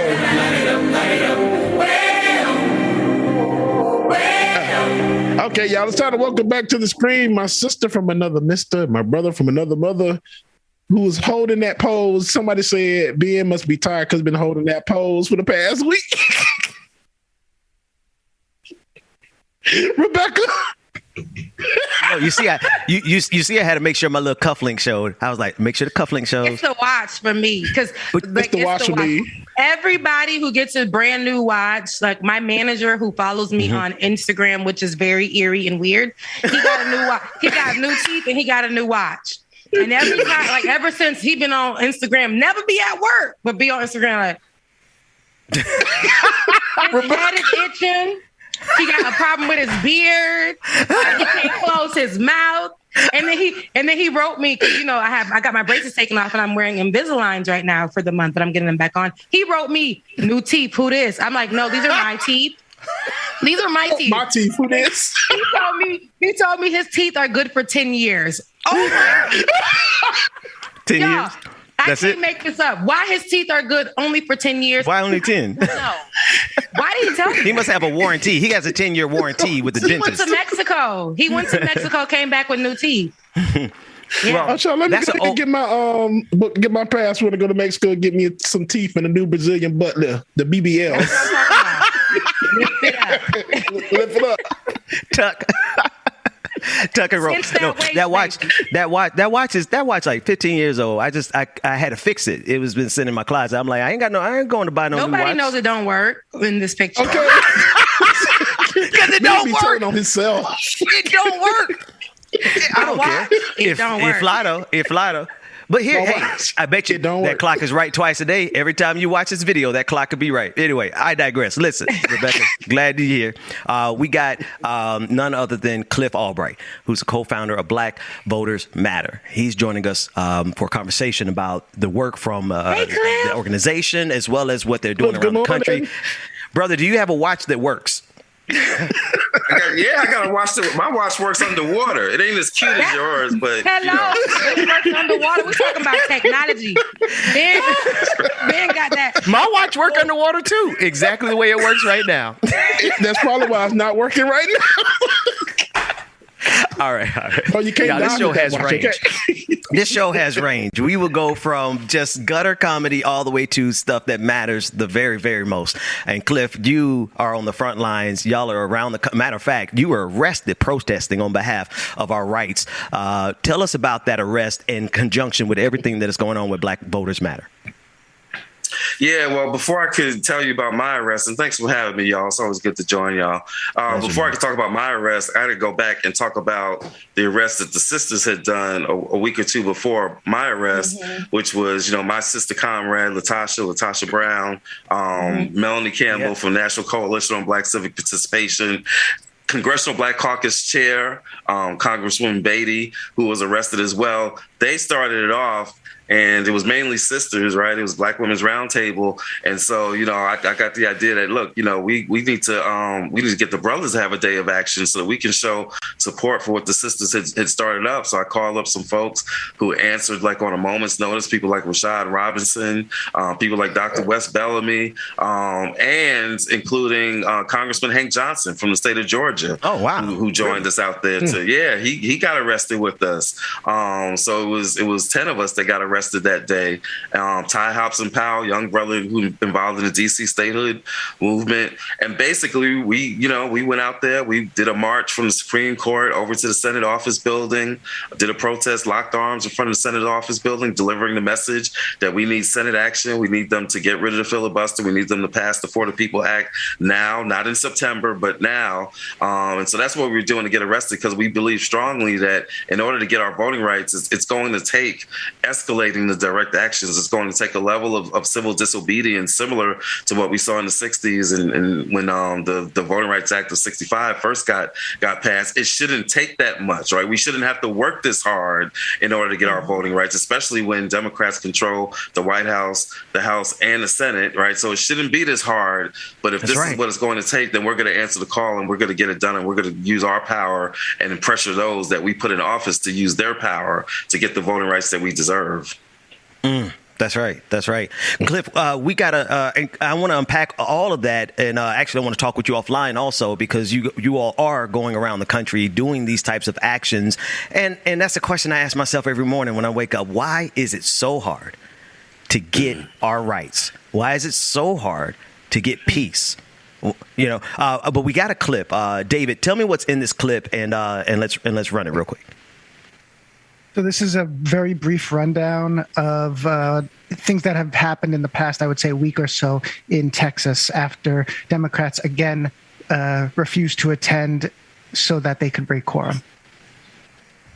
Texas showdown escalated. Republicans in the Lone Star State are increasing pressure on Democratic lawmakers to return to the state's legislature, threatening they may be arrested if they fail to go back to the GOP-led chamber. Speaker Dade Phelan has signed civil arrest warrants for 52 Democrats who failed to return during the fourth day of the House's second special session, leaving the chamber 8 members short of a quorum. 57 Democratic lawmakers fled to Washington in mid-July to break quorum and block the passage of controversial voting legislation. The decision to issue the warrants came hours after the Texas Supreme Court reversed a lower court ruling that protected Democrats from being arrested. All right, so that is a breakdown. That's a breakdown from the recount, and we're playing that with you, Cliff, because you're all over this. You see what's going on. You know what's happening. Give us an update. They really think they're going to arrest these Democrats for trying to protect our rights?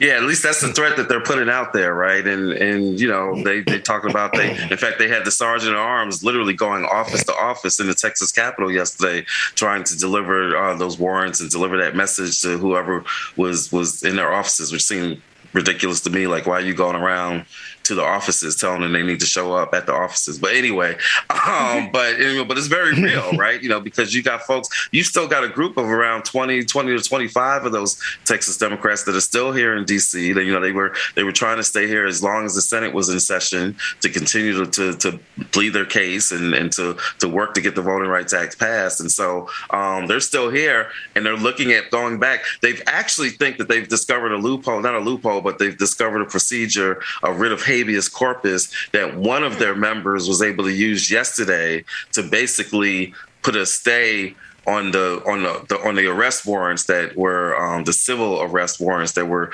issued. This is separate from the court action that was eventually overturned from the Supreme Court. Now, this writ process may also wind up getting overturned by a district court or by the Supreme Court, but they think that they may have found something that gives them an extra level of protection. But the bottom line is this: that shouldn't be necessary, right? They shouldn't be in this situation. The bill should have been passed before the Senate went on recess. That's part of the reason why they came here to DC and why they were working so hard for the 4 weeks that they were in DC. They shouldn't be in this situation of having to face possible arrest and at a minimum facing the harassment and the threat of arrest. But they're standing firm. They're still saying that they want to hold the line, that they don't want to return for this second session. They're still maintaining the unity that they have in organizing possible direct action and civil disobedience for whenever it is that they do return. And we're supporting that process. We're going to give them whatever support that they need to continue to state their case, to continue to resist. As we speak, I know as of this morning, on the Senate side, there's a Senate member, Senator Alvarado, who's been doing a standing talking filibuster in the Texas Senate. That's not the House that's been breaking the quorum, but in the Senate side, she's doing a standing talking filibuster that I think is still going on. It's been going on. It was going on for at least 12 hours as of 8 o'clock this morning. So I think it might still be going on. But she's doing her part on the Senate side to resist this. So they're doing everything that they can, but they've got to have federal help. We all have got to have federal help. We need the Senate to cut their recess short, come back and finish the job, and we need President Biden to pick a side and lean in to demanding that this bill gets passed. So, Cliff, you're saying, you're calling these people out, you're holding them accountable. I know we discussed that here on the show before. I know in a recent interview that you did with Blavity, I believe, you quoted. You was very intense too, and I like that. But you quoted Martin Luther King and saying, we have to start holding our own accountable. Those who say that they're on our side. You said, when Martin Luther King said that the white moderate could be worse than the KKK. We got to start watching out for our own. I mean, what brought you to that level and to bring that out? Because a lot of people might look at you and say, aren't you supposed to be someone who's free thinking, liberal? We're all for each other. We all represent that blue, but clearly that is not true. I ain't trying to rhyme, but I'm a poet sometimes. You just did it. I can't stand you, Rebecca. Oh my God! Right. You must be from the Bronx or something. But I live in New York, but I'm not. All right, close enough. You're absolutely right. I was referencing Dr. King and the letter from Birmingham jail, right, which is a letter that he wrote not to the white supremacists, but to clergy members in particular that were supposed to be on his side.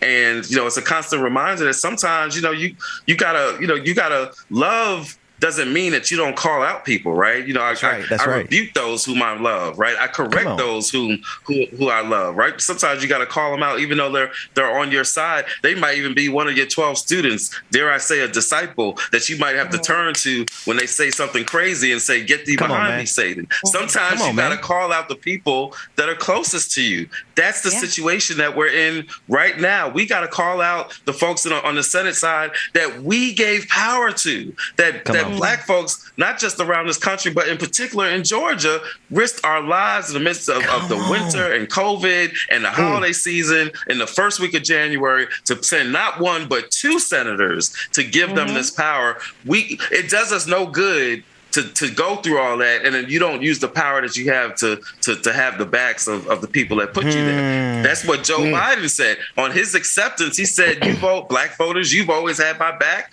and now I'll have yours." And yet in this moment, when we need him to have our backs, when we need him to have an LBJ moment where he says, I'm a lean into all these Southerners and all these Democrats that don't want to see this voting rights bill, and I'm a lean in their face, I'm a spit in their face, literally. I'm gonna do whatever I can to twist some arms and get it done.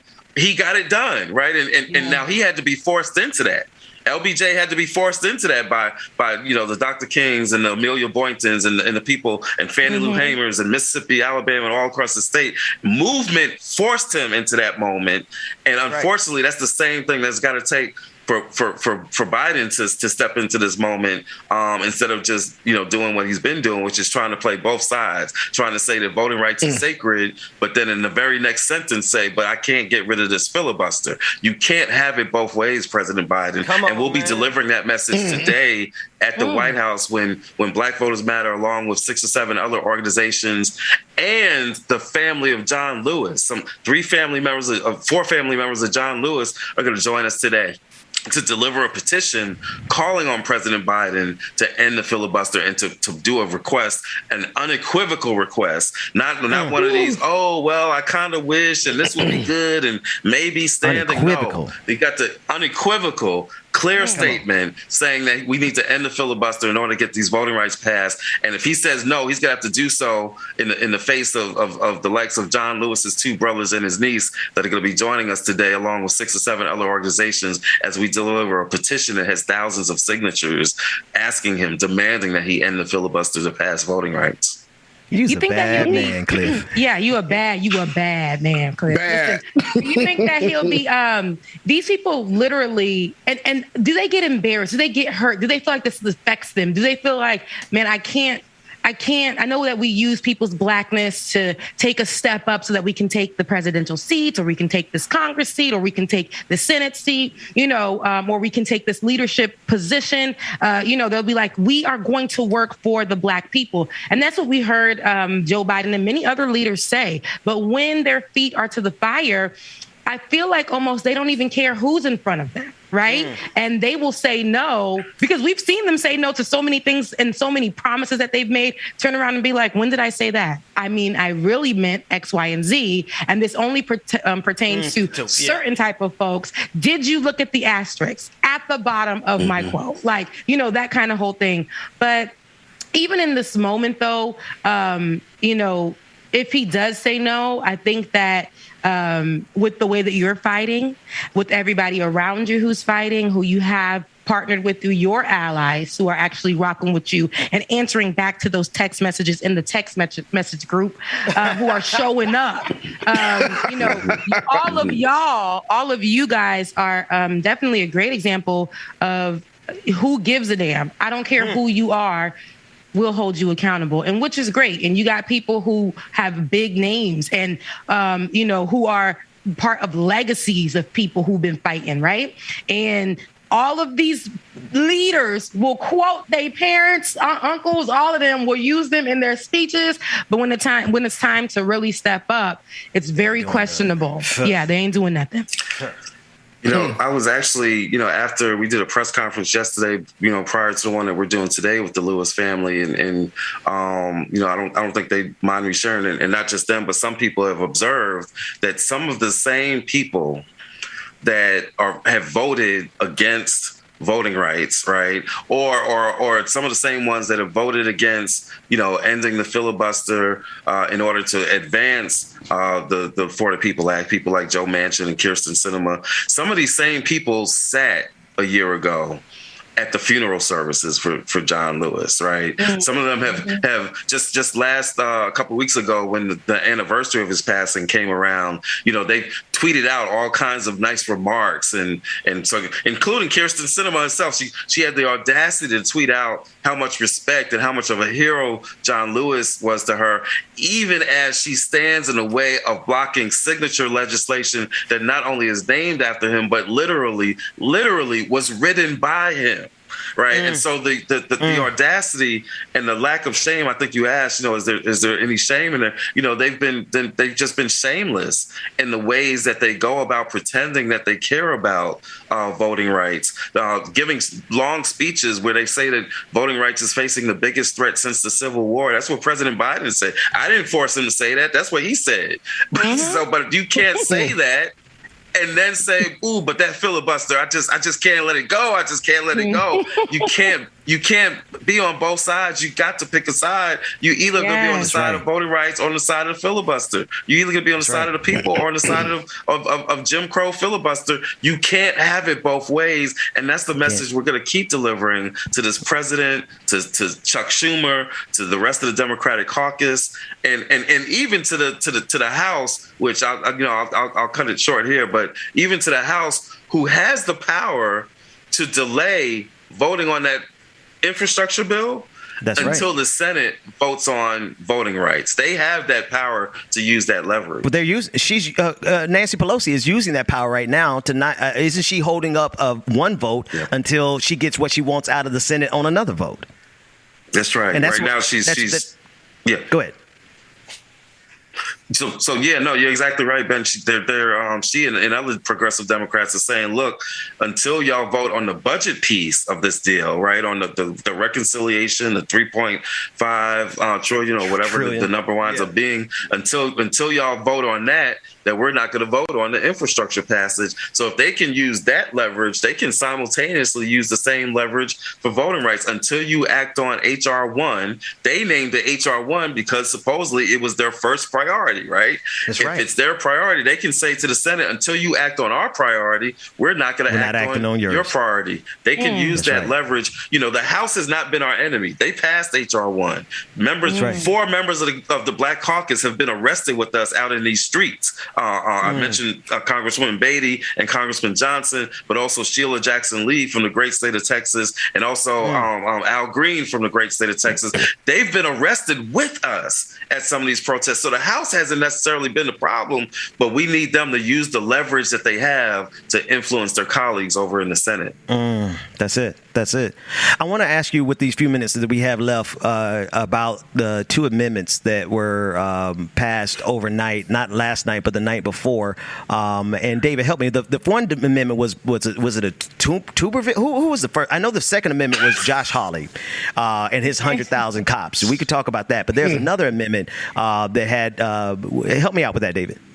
So yeah, the Senator Tuberville's amendment was earlier in the day on whatever day it was now, and Tuesday, I believe. That one basically looks to create a fund that would penalize localities that defund their police. Yeah, Cliff, I feel like the police are flexing their muscles on us. Right. I saw the coverage about that Tuberville amendment, which is actually kind of comical. He's not a bright man. He ain't the brightest bulb in the pack. Because basically what Cory Booker and the Democrats did, now keep in mind, it's a non-binding resolution, right? It's got actually no enforcement at all. It's basically them just saying we don't support defunding the police. And so, Cory Booker. Let me. I don't mean to interrupt you, but let's talk about that, because a couple people reached out to me yesterday and said, don't be so upset because it is a non-binding agreement. But the symbolism in the temple of our empire, that's a problem. Yeah. And that's what I was going to get to, that Cory Booker, in ridiculing Tuberville, and rightfully so, he gave this sarcastic speech where he pointed out, we relish this opportunity to be able to show that the lies y'all have been saying about defund the police are not true, and that we don't support, that no members of the Senate are trying to. And while I appreciate the comedy of him pointing out how silly Tuberville is, the notion of using that level of sarcasm as if having a vote on defunding the police in the Senate is somehow not something to be taken seriously, right? As if there's no role to play, as if we don't have a George Floyd Act or more importantly, you know, the other acts that we have that would even go further to deal with defunding the police and the issues of police violence that we face in this society, as if that's somehow something that would not be taken seriously on some other piece of legislation that is problematic. So you're exactly right. The symbolism of minimizing the issue is something that we need to be concerned about, even though this particular amendment itself doesn't have any force to it. It is an issue that we need Cory Booker and all of them to take seriously, because there's going to come a piece of legislation that we need them to vote on that will be sending the same message around defund.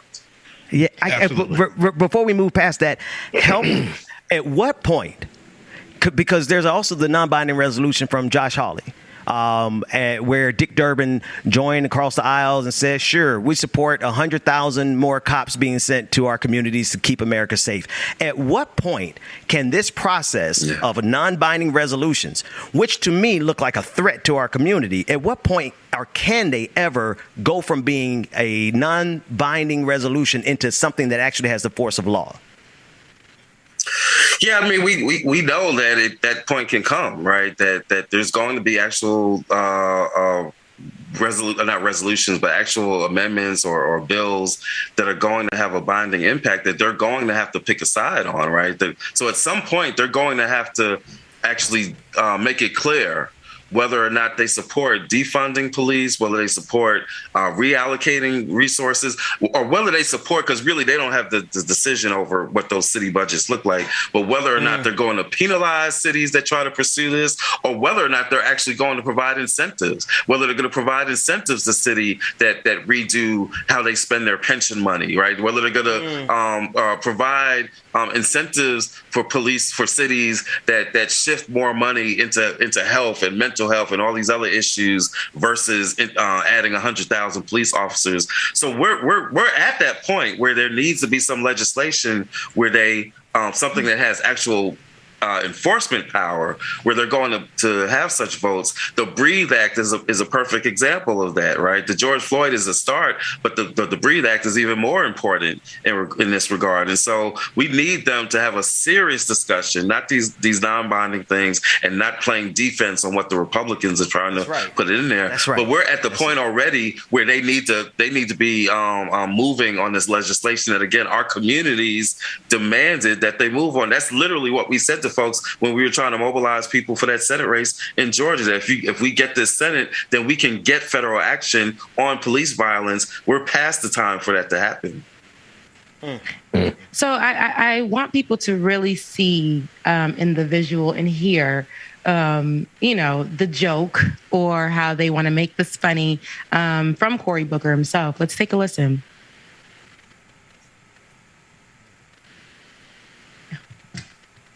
And that was such a good setup, Rebecca. That was beautiful. Perfect. That was well done, Rebecca. I love that. That was. I think Dwayne don't like you, Rebecca. He doesn't. Clearly, we set this up in the chat as big and we're discussing and filibustering, and here we go. I was going to stay off the mic, but there's like 6 different things that I got to worry about back here, and the Slack thread is not always the most pressing. So here's your clip.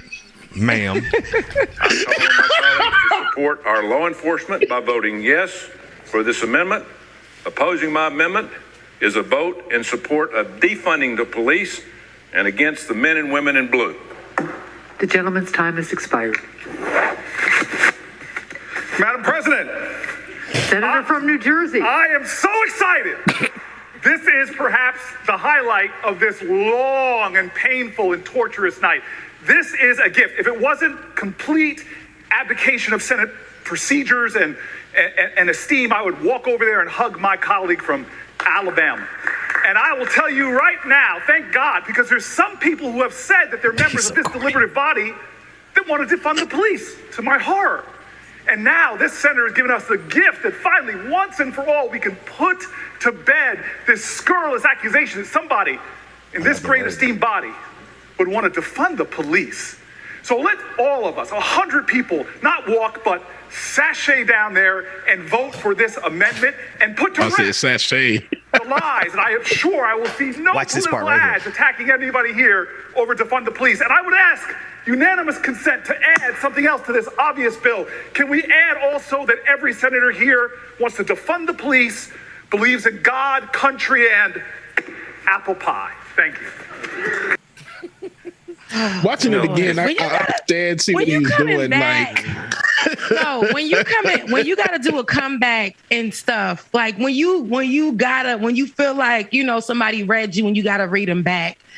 We can't have Cory Booker do it because you see, it's not delivering. It didn't do what delivery needed to be done. It's like, you know, the delivery makes me want to come after it. Like, but I feel what he was saying. Tap him on the shoulder and tell him to gather his things and come on, baby. Come on, baby. Yeah, it gave me very much. When I saw it, I'm like, is that Keegan, Mike, and Key up there? I'm like, wait a minute. That's not him. Give that. I'm like, oh, wait. He gives that. I'm thinking that Pill was going to come out. Key and Pill was going to come out. I'm like, oh, they doing the skit. Oh, wait. No, they doing the skit. Okay, he said apple pie. He said where's apple pie?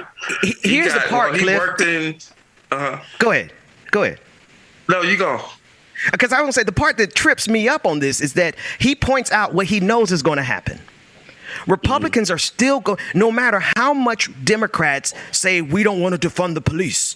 Republicans are going to still run ads against them about that, no matter if nobody ever said it. They think there's a war on Christmas and they run ads about that. So why do Democrats think that there's any way possible for them to find some type of consensus with them that won't cause the backlash of the Republican Party? Right.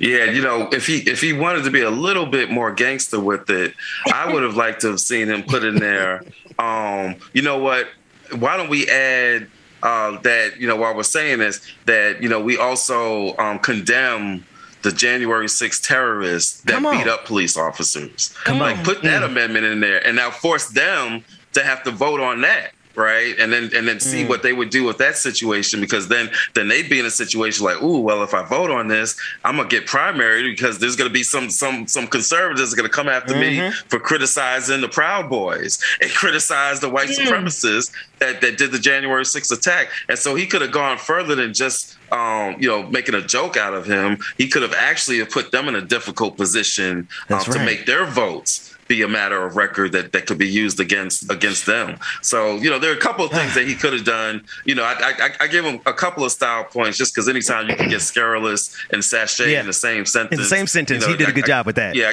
I got to give you a little something. But you're right. The rest of the delivery, and more importantly, the very serious point that I think he muddied, you know, with this sarcastic attack. Again, defund is not something that should be viewed or even entertained as being scurrilous. The thought that some members of the Senate would vote to support defunding to some degree is not something that should be taken as a joke. That is a very serious matter that, again, we're going to need them to actually vote on at some point during this session. And it's, you know what, you know, I ain't trying to, you know, drag Cory Booker. I'm not, because he tried to do something that other people can do and get away with, because it won't come off as, like he said, muddying the waters, taking defund the police as something that is a joke. Some people can go that route and, you know, make a joke, but be serious and we can get it. We can capture it. It just wasn't for Cory. This was not in his cards to be this person. Even when he started, they started to clap because they thought that he was really talking some bipartisan stuff. That's right. So they were like, okay, brother, I'm right here with you. And then he, you know, it just started to get strange. So he needs to, have his PR people definitely connect with him on a few things. And their strategy above all else, they got to connect on. It has to be, because we have to not get the message wrong, right? That's right. If somebody's going to do the delivery, you got to be genuine in it. Don't try to be somebody else.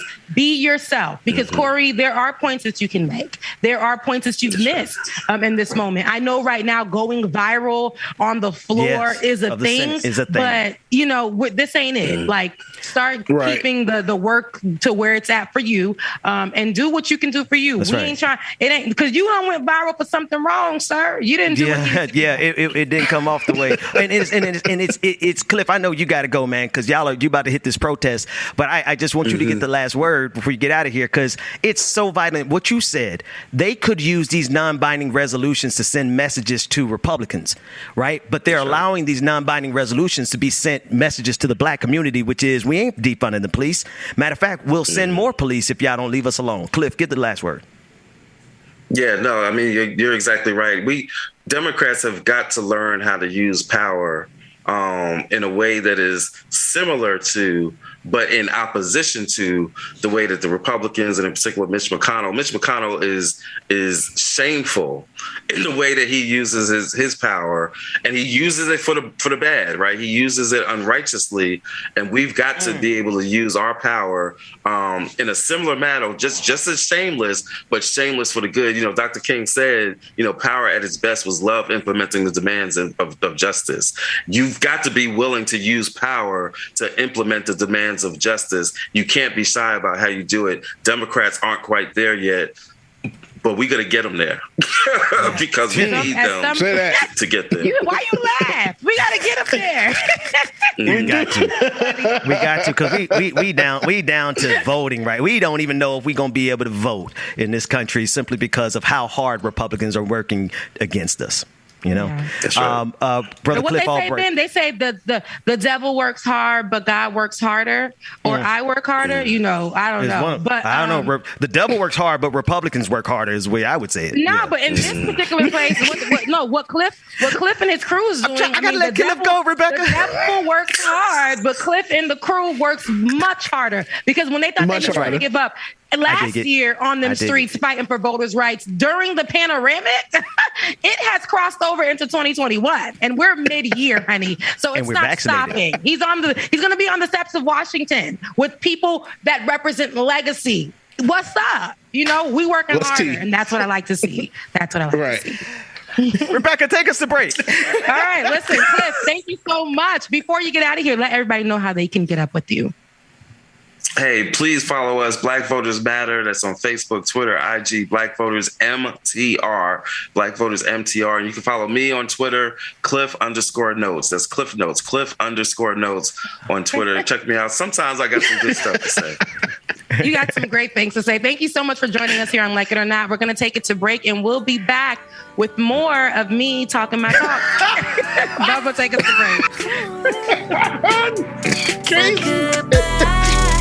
My love, already found someone that I'm thinking of, and I lose myself again to someone who's got the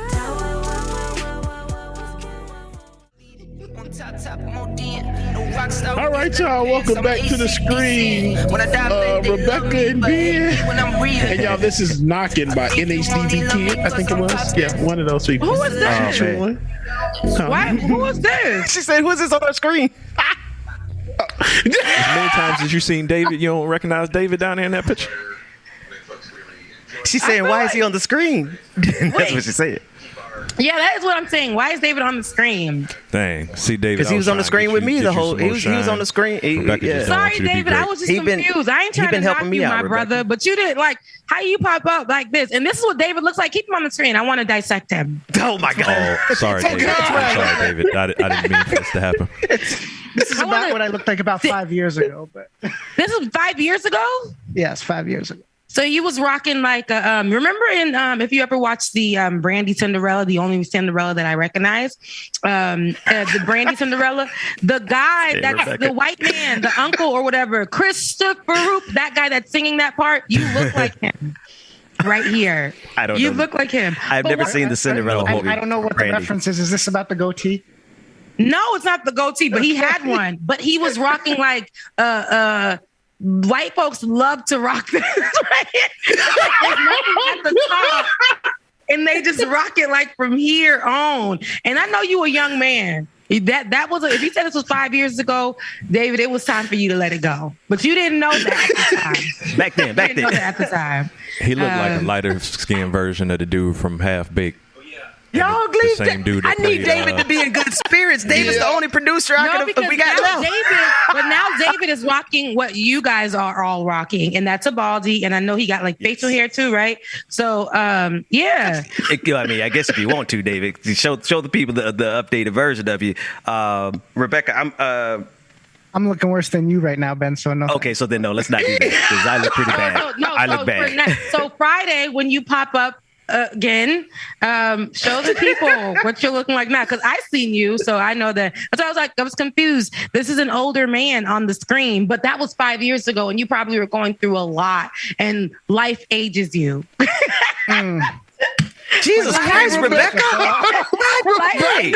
But he doesn't look like that now. He doesn't. I've seen him. So he don't look like that now, though. No, he doesn't. He just looks. That did not look like David. He does. To me. You do look younger now. When you shave your hair off and you grow the beard, you look younger. Yeah, that didn't look like David to me. That's why. That's why. Right now, David, you got the same big head that me and B. Damn, all of us have, huh?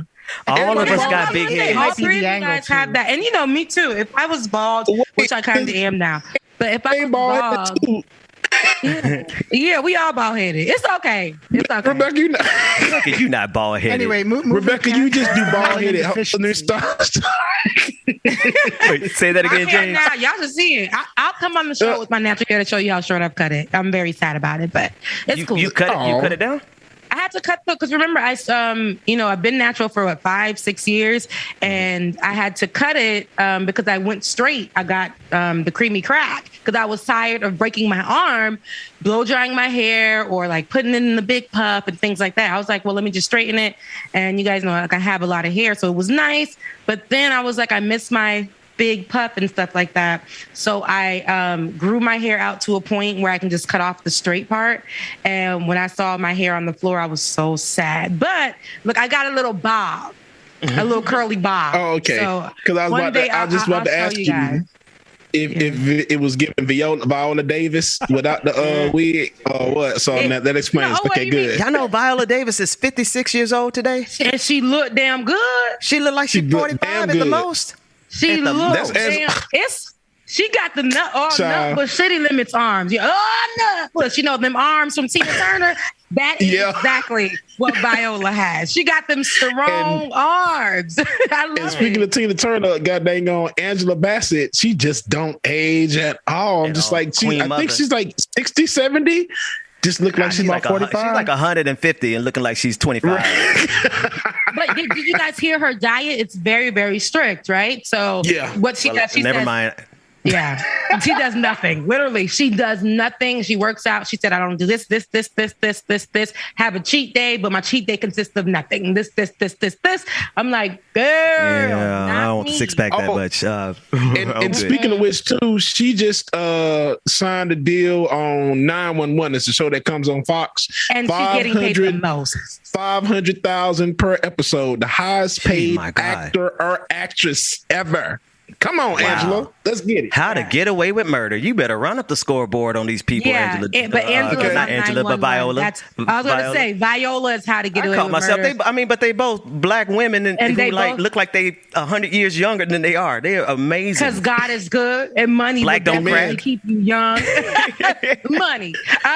David. Y'all see what white supremacy do? Pull up Kellyanne Conway and see what white supremacy will do to your skin. Go ahead, Rebecca. David, since you're on the screen. David, since you're on the screen now, as a white man that's aging backwards, I want you to speak. I just want you to talk. Because I know we were writing you in, but we love you. So what's going on with you? I'm feeling the melanin deficiency love right now.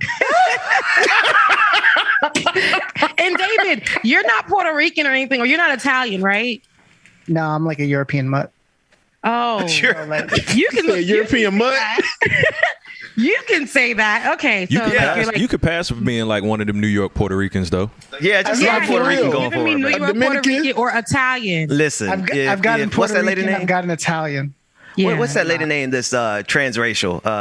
If Rachel Dolezal, if she could be black, brother, you could be whatever you need to be. No, he cannot. He can only be who he is. Listen, go get a shot of melanin.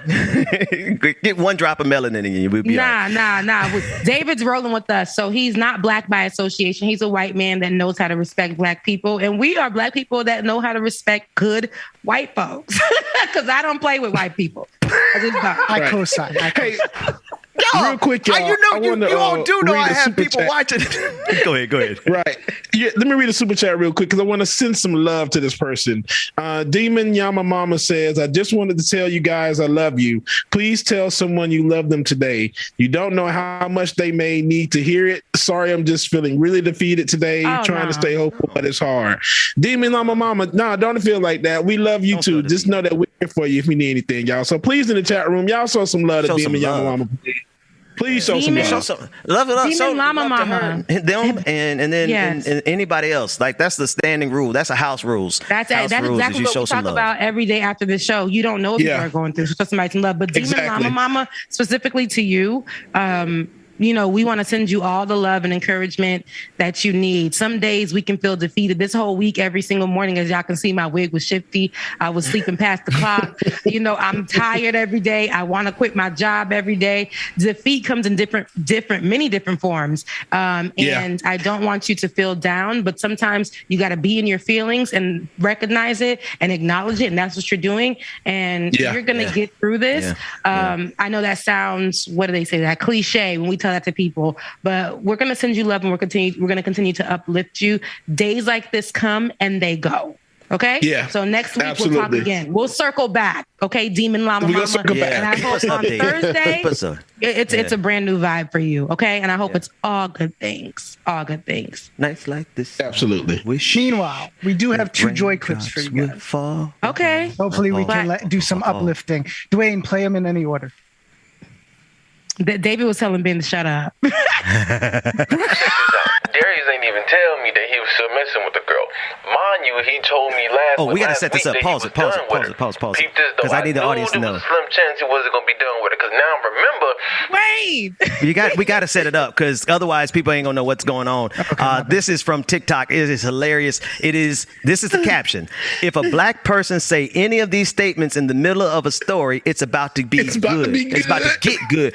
And watch, my man ain't saying nothing, but it's a hell of a good story. Run it from the top. But also, go ahead, Rebecca.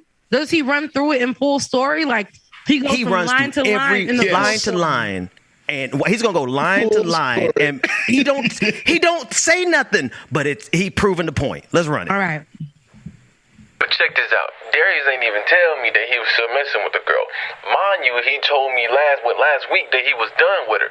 Peep this though. I knew there was a slim chance he wasn't gonna be done with her. Cause now remember, back then he was like, "Oh man, I really rock with the girl. I never let her go."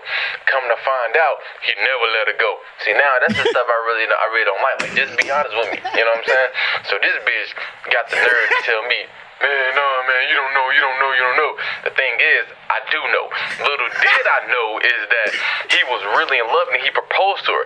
How about this nigga got the nerve to tell me I only did it because her family said I needed to? Had the audacity to talk about he loved her and stuff. But quiet as it kept, he tried to keep it under wraps. But let me motherfucker tell you, he can't keep nothing under wraps. Meanwhile, the whole time he got 2 girlfriends and now they beefing. I mean, but look though, that's what he want to do. I'm just like, don't lie to me, you know what I'm saying? So boom, he in a love triangle. Man, listen. He said a lot. What you talking about, Ben? That was a full story. But it was a full story. That story developed. I'm just saying, like it wasn't a real story. He did it to prove the point. It was brilliant. Yeah, and he did such a good job. I felt like I was captivated, almost like a Twitter thread. Kind of like Zola. I want to know what happened. Yes. I need to know what happened. Yes. What's the next one, Dwayne? When you talking to a black woman specifically, and she start to say shit like, mind you, and this bitch had the nerve. She about to get into some wild shit. When I'm talking to a woman and she called me a bitch by accident, she bitch. Because bitch. Let me tell you. And I'm like,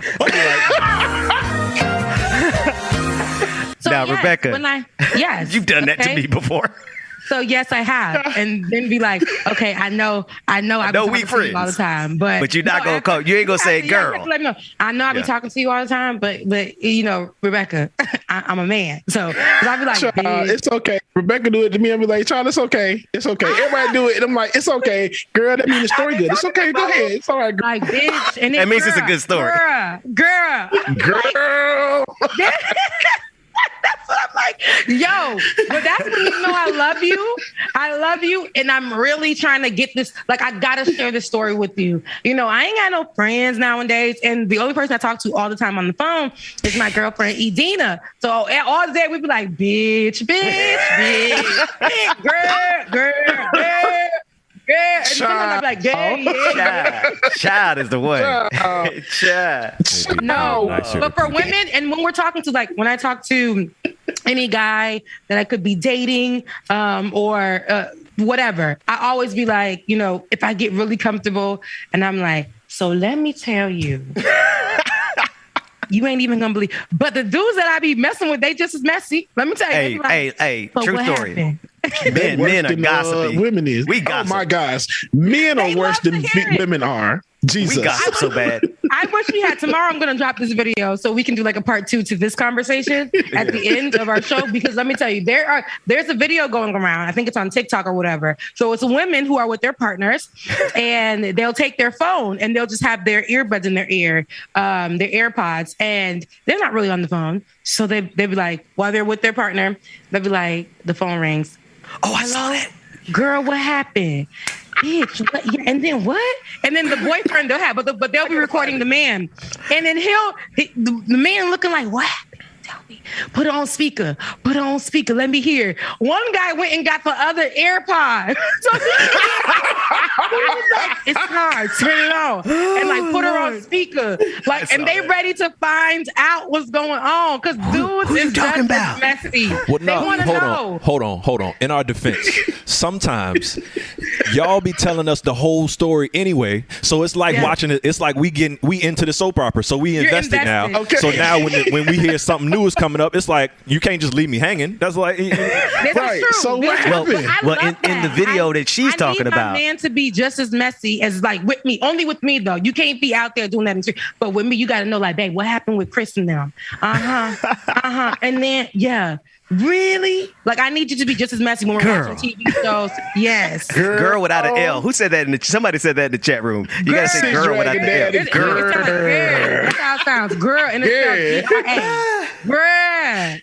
And then, you know, when you get the phone call, and the first thing they say on the phone call is, bitch. Oh, what didn't happen after I was tea?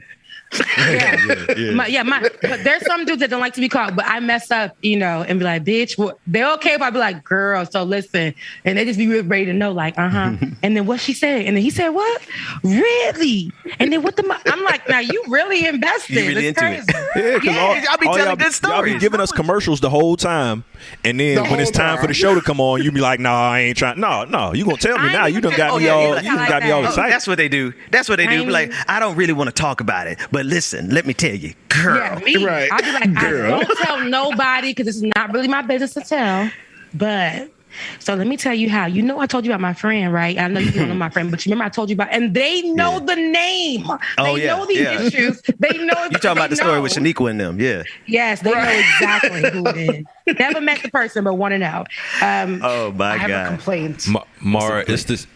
You right. It's just like watching shows that we don't like, because we would have never watched them if it was by ourselves. But we watch them to appease y'all and to be spending time. It's like we start. Then we start watching, and it's like, okay, we got to find out what happened next week.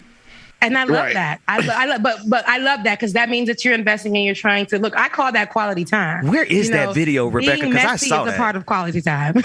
It is. Stupid.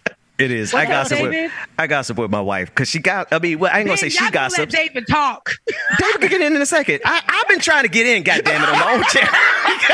See, they told you got that. You got that. I can't get a word in picture up. This is what I get for trying to bring my friends along with me. I can't even talk about damn channel. I can't even get video no more. Word. If he been trying to.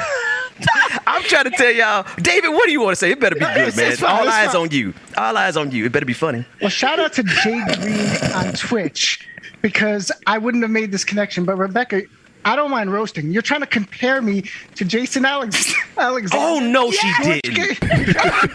No, she did not. You're trying now to I got compare a problem wait, too, David. George Costanza on Seinfeld. Really? That's who you're comparing? Yes, in this photo. Yes. That is so wrong. But why? That is dead ass wrong. But, oh my God. I love him. Oh my God. You double dip the sauce. Come on, man. It's David You double dipped the sauce, You see, Rebecca. David, you ran it back. You ran it back. Ain't nobody was trying to come at you again, but you done ran it back. Okay? He had to rewind it. I love you so much, and I do believe that you look like that man. He's a good actor. I had to. I was like, wait a second. This has to be noted. Yeah, he had to And bring you it back. sound That, like that him, was too. eating at him inside. That was evil, Rebecca. That was cold blooded. That was cold blooded. Why? Find the picture. Okay, find the picture of Jason Alexander, and you'll Everybody see know what George Costanza from Seinfeld looks like. Oh yeah. Okay. Okay. Now in Seinfeld, yeah, but he looks more like the guy in. It's the same guy, but he looks more like the character he plays in Cinderella. I have to look that one up. I just think of Costanza, and that's bad enough. That is him. That's the guy in Seinfeld too. Hey y'all, I'll be back in Atlanta in about 2 or 3 hours. Y'all, we got to link up. What y'all doing today? Definitely been. I'm working, and I wish I wasn't. So after this, I got to get to work. So I'm working until late. I'm doing some overtime.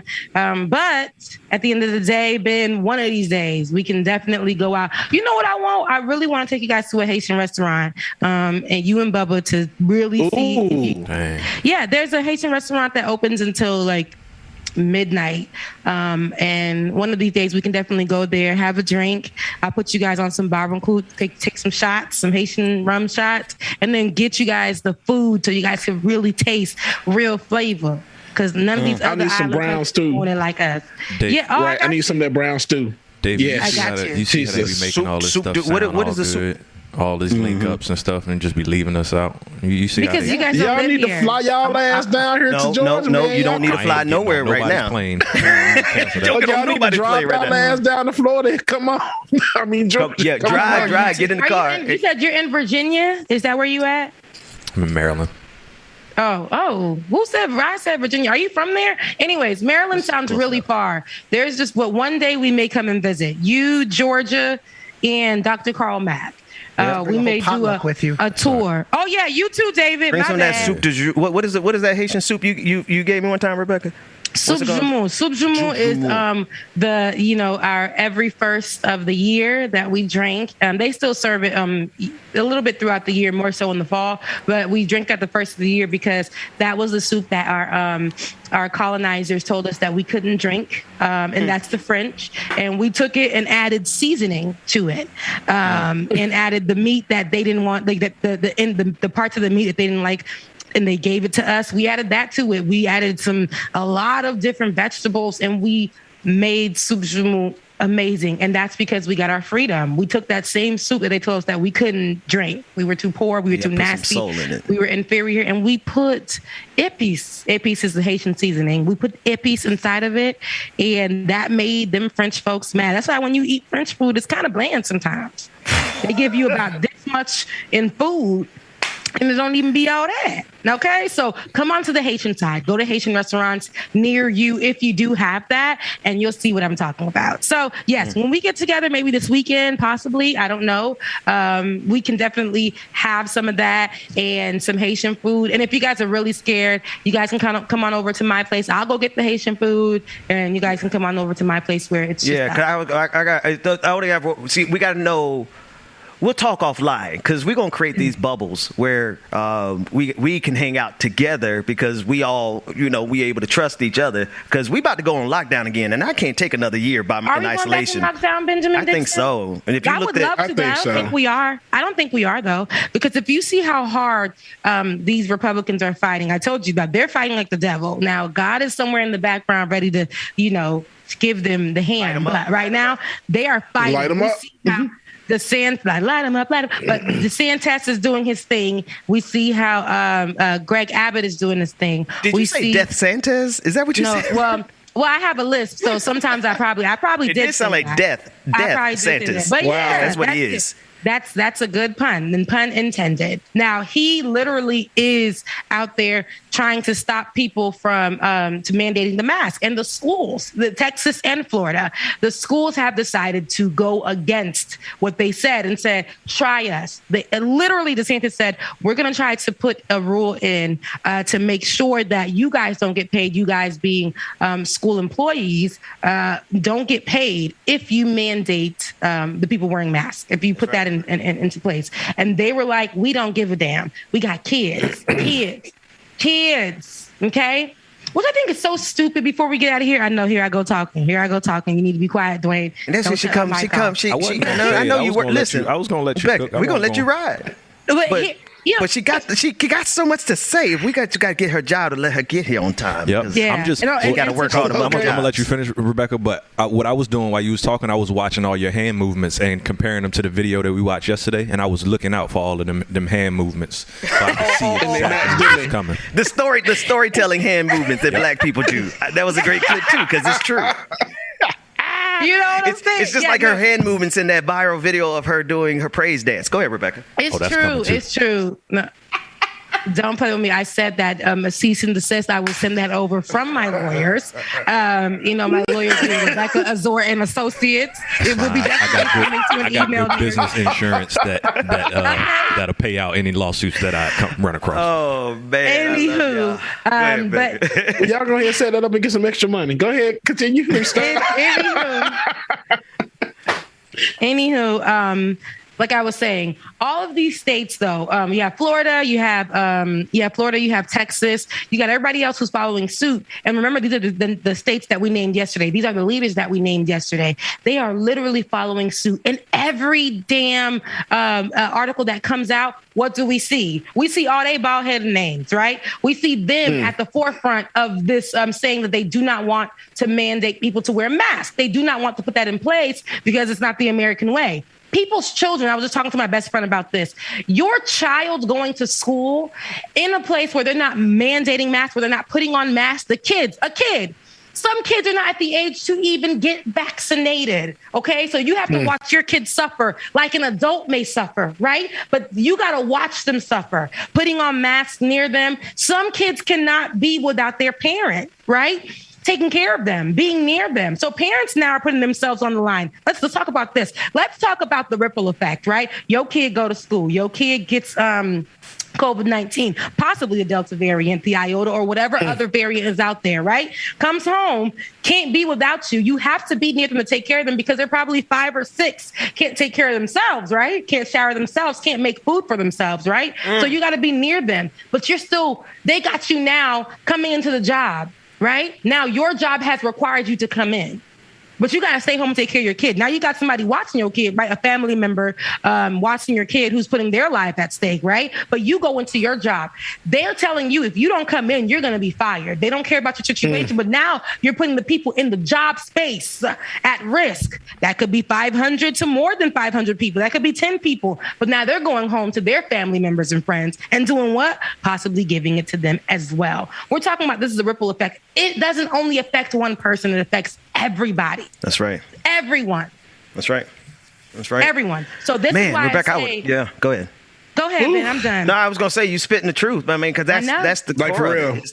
They don't care about their children, and I don't understand how. I just don't understand. It doesn't make sense, except for the fact that some of these people never cared about their children. They really just cared about their politics, their money, and their power. Yeah. They care about themselves. They don't care about their kids. They just care about themselves, and if they're able to go do what the hell they want to do.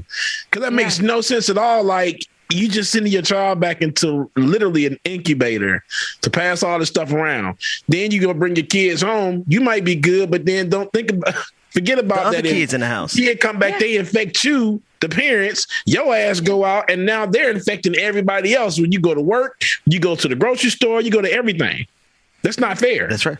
That's right. And for me, it's about these kids that can't get vaccinated. They got the same COVID that you had or another older person that you know had. And we watch them people can't die, like literally dying in their homes, dying in the hospital, suffering, right? And then we got to watch our babies because of this damn world. We got to watch our babies suffer without being able to, know that they're vaccinated or got something that can help them in this particular moment. Their little bodies just have to fight it. And all because somebody wanted to be stupid and go around this kid, or all because somebody decided, and I'm talking about employers maybe, decided that this parent had to go back to work, even though they got to be around their kid later. This is the issue that I have with America in this present moment. Let me stay home. I don't want to go back to work. I don't want to go, not because I don't want to work, but that's my situation. I don't want to work for them. But that's not everyone's situation. Not because you don't want to work, but because you are trying to save your family, friends, and yourself. And that's all I got to say about that. Y'all, we are at the end of the show. I have to go and log in a few. That means take out this makeup, pull out this ponytail, and put on some sweats. I love you guys so much. It is Thursday. I hope that you enjoy every part of your day. And for anyone who's feeling down today, shouts out to Demon Llama Mama. I love you, girl. And everybody on the show loves you. And we hope that you make it through this day. And hopefully tomorrow is a much better day for you. And if not tomorrow, then maybe in the next few hours. This day isn't over. It's still early. I love you guys. And I hope that you have a great day. Baba, take it away. Ben, you have something to say?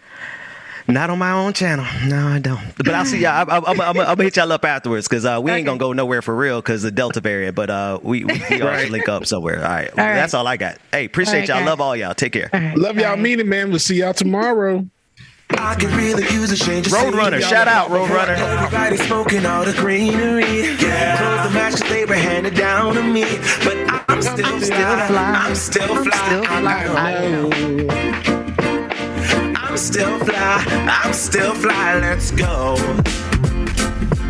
It could all be worse. I could be a hater like you.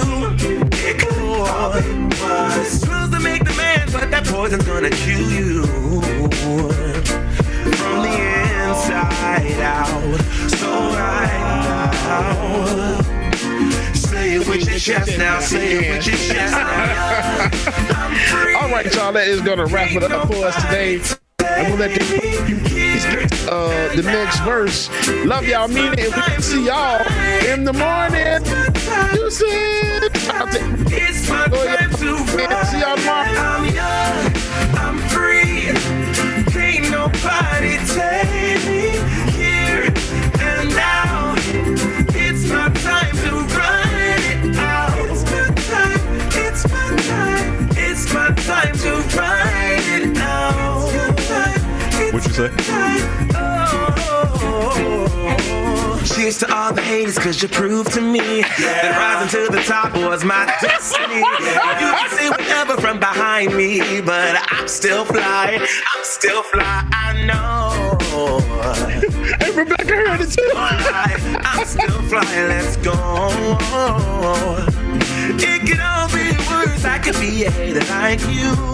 It could all be worse. Supposed to make the man, but that poison's gonna kill you from the inside out. It's time to say it with your chest now. Say it with your chest now. I'm young, I'm free. Can't nobody take me.